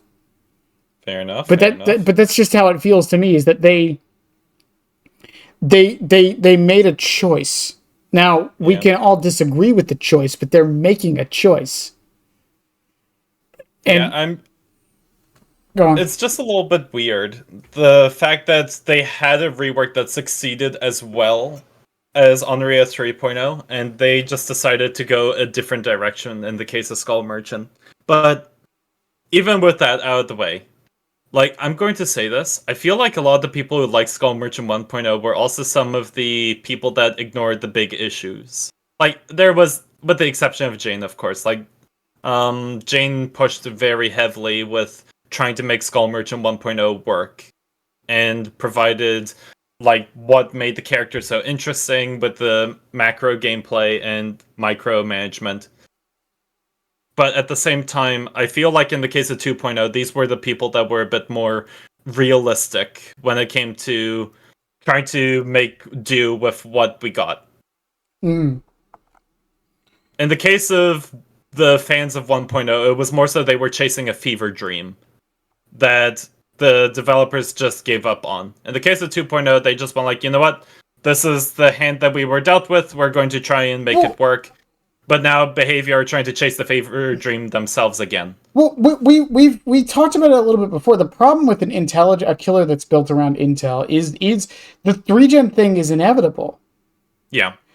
But, like, Singularity is a good example of this. But having cameras that can inflict slipstream allows you to just teleport around the map breakneck fast. But that's why when I talk about an intel character, that's why I don't want it to be anything but intel.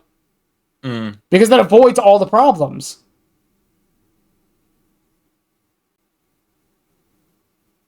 Like, doesn't it? Wouldn't that just avoid all the problems if it was just a pure intelligence killer?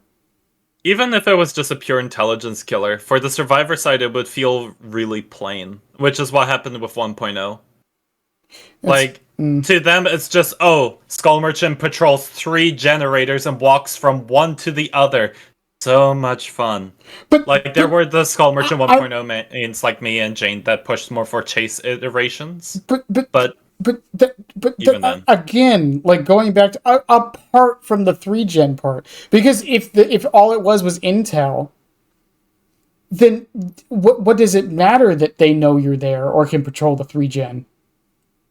another issue is just that it would be really weak. And when people want to play killers, they want to play killers that will feel strong. Like, it's a big reason why Ken at the moment is super popular. Like, even though many people are thinking he's not going to be super strong, it's early to tell because it's PTB. We don't know what's going to happen with his numbers yet. But additionally, he has a very flexible kit Mm-hmm. that is very flashy. It is very diverse in what you're capable of doing, and there's many different things that you're able to do with Ken. In the case of Skull Merchant 1.0, it's just I plop down a drone in the area it detects, but that's kind of it. It's like Clown. But but Like, but once you get the gimmick of Clown, just I throw a bottle. That's it. but that goes back into the idea of niche kill. I think that's fine. Hmm. Like, it's fine in or it's my brain is malfunctioning again. Hold on. Um, it's fine in the sense for people who like that niche and they follow through with that niche. But in a balanced perspective, and for people who want to pick up a character, especially new players, they tend to lean more to characters that are more simple to play and feel impactful. It's a big reason why Huntress is still one of the most popular. It's a I'm big reason why I'm gonna characters like Wraith and Myers and Ghostface have higher pick rates. I'm gonna I'm gonna It's because they're simple. I'm gonna say something that's probably gonna get me in trouble. Yeah. Fuck them. Who Scandal. cares? No, seriously, who cares? They have 30 other killers. Mm. That's my main point with the whole Skull Merchant thing. It's like, oh, we want to make her more like interactive and fun for both sides to play as an. Fuck them. You know, I'm gonna be perfectly honest. You know what? Good for you. Like, there's a point. Like, the thing is, I'm like, because here's the thing with because someone's gonna say, oh, you're a hypocrite because you wanted Chucky nerfed because he was unfun, or people survivors said he was unfun. No, I wanted Mm. Chucky nerfed because not only was he unfun, he was also very good. Yeah. That's the difference. Skull Merchant was never this monumental wall that no one could climb, right? Like, yeah, even after the rework, everyone agreed that she was going to be a decent mid-tier killer, but that was kind of it. And and I remember when you had your interview with Pixel about Skull Merchant, even he said she's mediocre at best. Exactly. Like, Skull Merchant has always been this killer that literally lives and breathes in the lower depths of the MMR dungeons. Well, But it's even gotten to a point to where people right now are saying that the people we shouldn't be listening to are the people playing current Skull Merchant. I find that actually really funny. It's like, oh, we are complaining about the Xenomorph changes because we are Xenomorph mains. Yeah, well, you're a Xenomorph player. Big whoop. Suck it up. That's not as uncommon as a sentiment as you think. I know. There are Listen, there are a lot of people who think, not a lot, but there's some people who do think that if you main a character, you shouldn't have any input on their design. listen, I talk about a bunch of gimmicky perks. I already understand how people flame me when they realize this idiot brought corrective action? Is he sniffing something? And there are some times where I play a certain killer and people get a little bit, let's politely call it passive aggressive. But again, like I said, it just the real question I think it needs to be answered with this entire because they're giving us the intel thing, the fun to play as and against, and the non-passiveness of it. But my question to Yeah. all three of these, more particularly 2 and 3, not so much the fun part because that's hard to quantify, but more so the 2 and 3, the intel and the lack of passiveness. Hmm. Does that need to happen? Is this something that actively should be a design pillar of New Skull Merchant? That's, I think, the real question that needs to be asked here. Because the fun thing, that is not something you can design. You cannot design. Okay, let me rephrase that. You cannot go in with the intent of being like, this will be fun. That's almost impossible to do. Yeah, I'm going to give you an example of this in League of Legends. I'm trying to remember what the character was. I think it was Aurora. When they were designing Aurora, they wanted her to be an AP skirmisher Mm-hmm. in the top lane, similar to Gwen, because top lane got like a bunch of juggernauts and AD characters and tanks, and that's cool and all, but it's been a long, long time since they've gone an actual AP skirmisher. So they're like, you know what? Let's design an AP skirmisher for the top lane. But when Aurora came out, people said, we don't like her in the top lane. She feels boring there. But we do like her more in the mid lane. And instead of the developers going like, you know what? No, we are angry that you are playing her as a mid lane mage. This is not how we designed her. We are going to change her to be a top lane skirmisher whether you like it or not. They reworked her. Instead, yeah, they reworked her because she was a pro problem. But it was more so they went like, you know what? We're going to keep going with this approach. People like her as a mid laner? Fine. We'll keep her a mid laner. We'll try and support the people who do like playing her in the top lane. But it's very clear people prefer much more in the mid lane. The same thing. The same thing happened with Swain and Pantheon. Yeah, like Swain is another funny one. Like they designed Swain. Which lane was Swain supposed to be? Top lane What, or mid? after his rework or before his rework? Before the overall rework, I think he was a Before top laner. before his rework, there wasn't a mid lane or top lane. Oh right, you're right. You're right. Yeah. Those were concepts that confused everyone. Yeah, but before his rework, yeah, there was no such thing as lanes, so he was designed just to be a character. He was designed to be a character of all time. But after the rework, they wanted to push more for like a top mid lane presence. And then for some bizarre reason, people started playing him as a support. Yeah, And it Riot, works. Riot would like, I'm sure Riot, when they saw this, they were like, huh? Am I reading this right? How did Swain, the Grand General and Tactician, become a support character? The When did this happen? Yeah, it's almost like Marvel Rivals is an entire role of supports called tacticians. It's almost like it actually makes more sense when you think about it. But you know what's funny? You know what's funny? And in the case of Swain with the mid scope, they were like, you know what? There's a massive presence of people who love him as a support. We're not going to touch that. In fact, we're going to try and enhance that element, but we're going to try and support the people who do play mid and top. You know what's And I do like that. you know what's funny? Swain was one of the ones we didn't mention. Now that I'm thinking about it, That would have been a good discussion point too. I think she's more like the Swain changes. And here's why. Because so Swain came out, he wasn't massively hated or anything, but he was never good. He was the quote unquote drain tank mage. Yeah. He was never good. He was always a niche pick. He was like, he had a very dedicated player base who enjoyed him. Yeah. And then he got his rework during the mage changes in, I think it was season 9. It was like season like 6 or 7. I don't remember. It's been a long time. But he got it. Wibbly wobbly, timey wimey magic. He got a rework. Boom. But they changed, like, they didn't change much. They changed some numbers around. But what they did change on him that made him like more appealing to a lot of people, he had an ability where he could throw his crow out and it would do damage. It would drain. But they changed it to being an area of effect, like a trap. Yeah.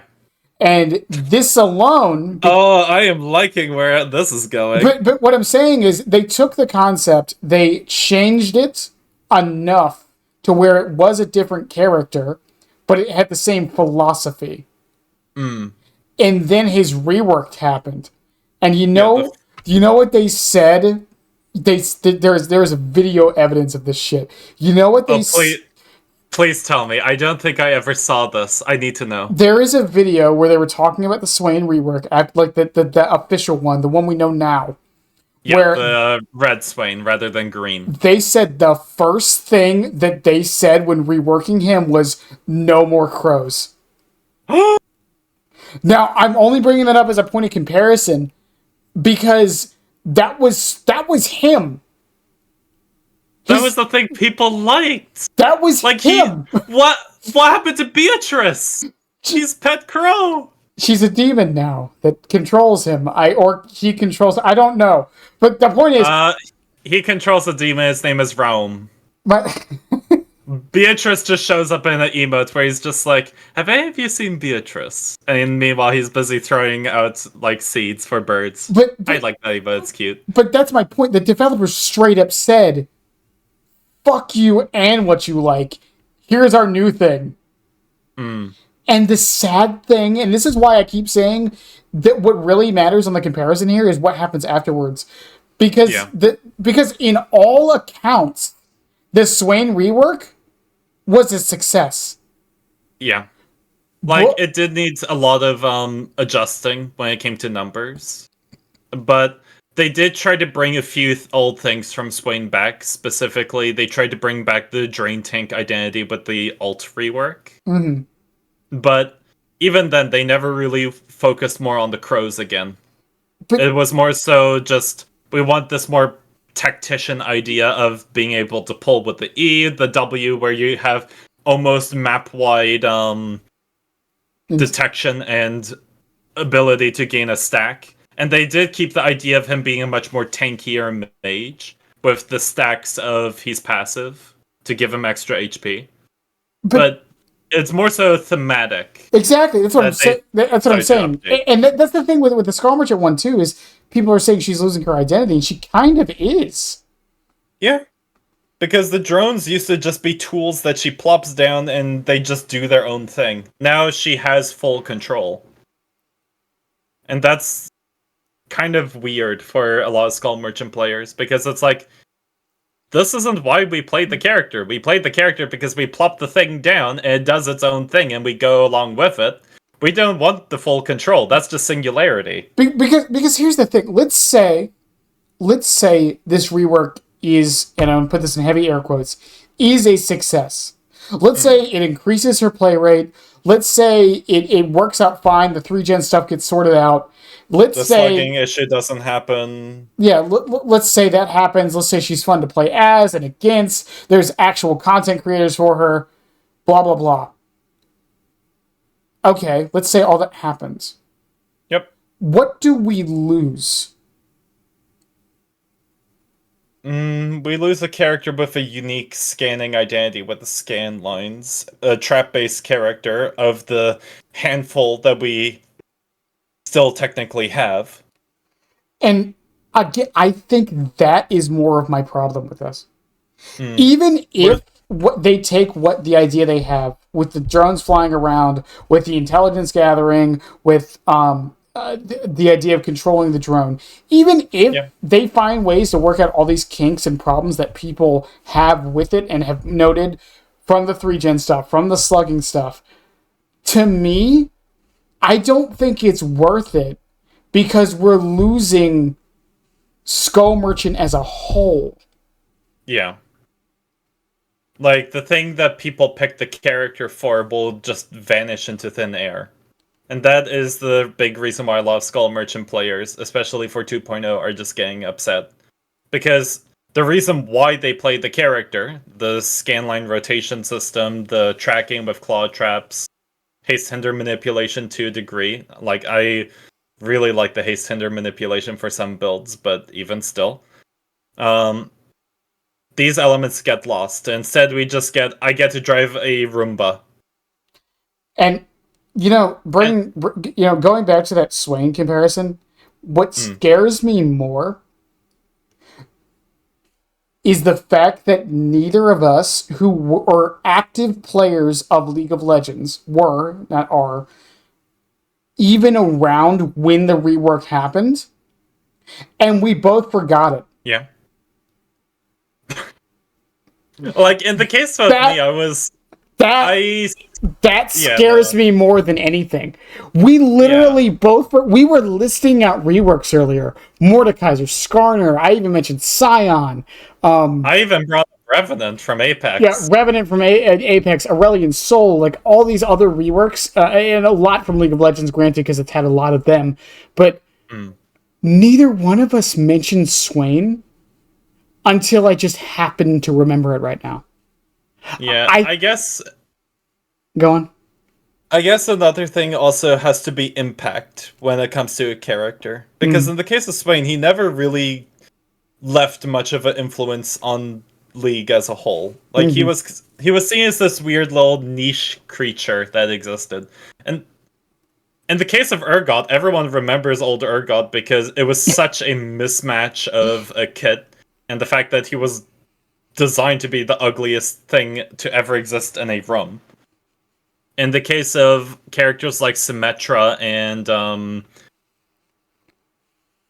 sorry, my brain malfunctioned when thinking Sombra. about Overwatch. Yeah, So, Sombra. Thank you. In the case of those two, it's more so these are more recent memory. These are games that have come out in like 2016.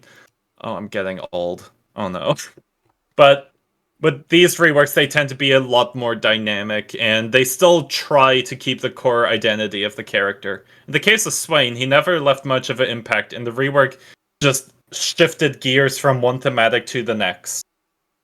And I will admit, I do really like New Swain, because New Swain brings a thematic that I really wanted for League. But at the same time, I never really took much interest in looking into Old Swain. And I do feel sad for the Old Swain mains. But at the same time, I got a new character I really liked. And this is the thing I'm wondering what will happen with what I know what you're about to Flying say. Yeah. Skull Merchant.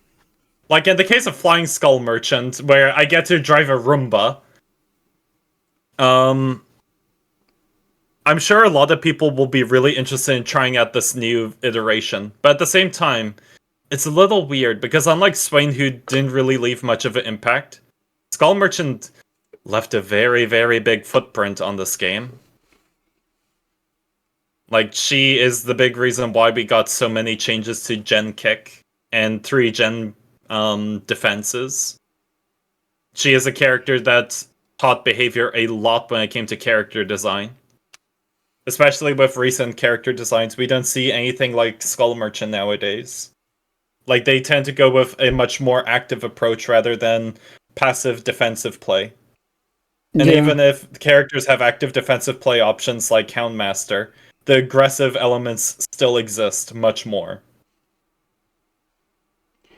So I feel like at this point we are kind of talking in circles about all of this, and Yeah, I we are spinning around in circles like a skull merchant drone. I think what I'll end this on is basically if anyone in behavior is listening or anything like that, which I doubt, but you know who knows.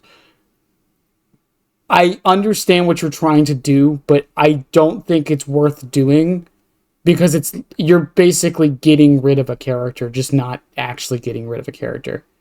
Hmm. Because unlike something Like, like Scamper on Chucky, which I would have loved to see them try to balance around, I understand why they got rid of that mechanic. You're not getting rid of a mechanic here. You're like getting rid of an entire character's identity. hmm. That's completely different. Like, I will say this. I I already mentioned this way earlier, but I left a post on Blue Sky. I said to the developers, "Thank you so much for posting a design preview and giving us like pretty much just a heads up of what you're plotting on the whiteboard of ideas for the character. Because it allows us to plan potential issues that can exist with a character, like we've talked about constantly with slugging 3 gen, character double dipping with the identities. But at the same time, it allows us to see that there are some interesting approaches that they are trying to take with the character. And I am glad to see that a decent number of the community are at least going like, you know what? These look cool. Like, for a unique character, yeah, I would play this on something else. Mm. But a lot of people especially on Blue Sky and Twitter. A lot of them have been saying these ideas for a unique killer are cool. I just don't think it fits with Skull Merchant. Mm-hmm. And it's just a little bit a shame that they're trying to just delete a character and replace it with a brand new character that's wearing the same skin. But I do think that the developers will actively try to just support their fans. Yeah, Because it's very clear that they aren't giving up on the character. They aren't just going like, you know what? The character's just going to rot for the rest of time. no, they're trying at least. They're doing Yeah, they're something. trying, and I can respect that. And the attempt that they provided is a unique one. It's interesting. I will say that. I think there are some flaws. I like the ideas that they came up with the red light, green light, and the merging of the drones. I just think that there are some issues that we need to take care of that could crop up. Mm-hmm. AKA, flying the drones to 3 gen and slug protect. But I will say, at the end of the day, I'm not a hardcore Skull Merchant main like I was back then. I've pretty much just gone to the sentiment of, you know what? Do whatever you want now. Because the character that I preferred with her is long gone. And I've just come to accept it. I'm more so waiting until I get a character that screams immediately for me, but I still have options on the board. I still have Artist, I have Houndmaster, when she actually works. I have a bunch of other killers that I like learning because I don't I'm one of the few people out there who do not like maining one character only. I get bored really fast. My brain likes flexing different characters because it teaches me unique things. And Skull Merchant was the most unique character because of the beams. But if that has to go to make the character more enjoyable and push more for dynamic theme, so be it. I will live with it. But I know there are people out there like Pixel and a lot of Skull Merchant mains that will be really heart torn if their character just gets deleted. I more so want behavior to just be a bit more respectful when it comes to handling the rework for both 1.0 and 2.0 fans alike, rather than just pushing one to the side and supporting the other. Yeah, I mean, pretty much. I think again, it just comes down to it just comes down to like I can see this on another killer. It's just this isn't Skull Merchant, and I hope the devs take the feedback they've been giving, the good feedback, not just the hey, let's delete her already feedback. Fuck those people. I watched the video from Mr. Headache on that. It was actually so funny how he reacted. It's one of those things where it's like it's you know how people are like I don't pineapple on the pineapple on pizza argument. And then that my favorite thing with that is that there's then all you got to say is, listen, guys, we disagree on this. I understand, but can all of us agree that we shouldn't have strawberries on pizza? And then everyone wins. We all go home happy because we found a common enemy. You know what? True and real. And I will say I'm one of those psychopaths who does actually like pineapple on pizza. I like pineapple on pizza unless it's overnight. It has to be fresh pizza. Fair enough. It has to be fresh pizza. But I can concur. Like I'm one of those weird people that likes pineapple on pizza, but only during certain events where my brain is like, you know what, I will eat pineapple on pizza tonight, but one other day I'll be like, no, not tonight. Another time though. But on that note of pineapple on pizza, I think we're gonna call it a night, Hero. We accomplished something. We accomplished something. It's still just nice to talk about it, you know, because people make these videos, especially like ones that are only a day old, and you know they're all planned out, and some of them aren't. And you're kind of talking at people. It is nice to have the bouncing board, you know. Yeah, like I will say, the MS Paint do go hard, but and I will admit I do like the developers are at least trying something when it comes to Skull Merchant. It's more so I think they can just be a little bit more careful when it comes to how they respect its audience. We'll see what happens. I'm hoping we hear something back in within the next couple weeks at the least. To hear something I'm expecting to hear something back from them, considering they did talk about Trickster in the design preview a few days before, where they Mm-hmm. said, we don't want to just go with a simple revert. Some Trickster mains brought up some interesting points, and we'll go with that. We'll experiment, and we will delay the rework at least for a little while. But it's because we have these interesting ideas that you guys brought up that we're like, you know what? Let's experiment. Let's see how we can incorporate it. Hurry up and And wait. yeah, and I will admit, I would like to thank Behavior for actually coming up with the idea for design previews. Like, this is probably their smartest idea they've ever come up with to reduce incidents like the Twins rework in They Unreal 2.0 from occurring. the question, and I know some people are going to ask why they didn't do it for Xeno. Here's what I can say: it's not going to happen again. That's all I can say. But on that note, I think we're going to go ahead and call it a night, Hero. Unless you have anything else to add. Yeah. Okay, well, Hero's gone. But in any case, for those on the YouTubes, I love y'all. Have a good one, and yeah, bye.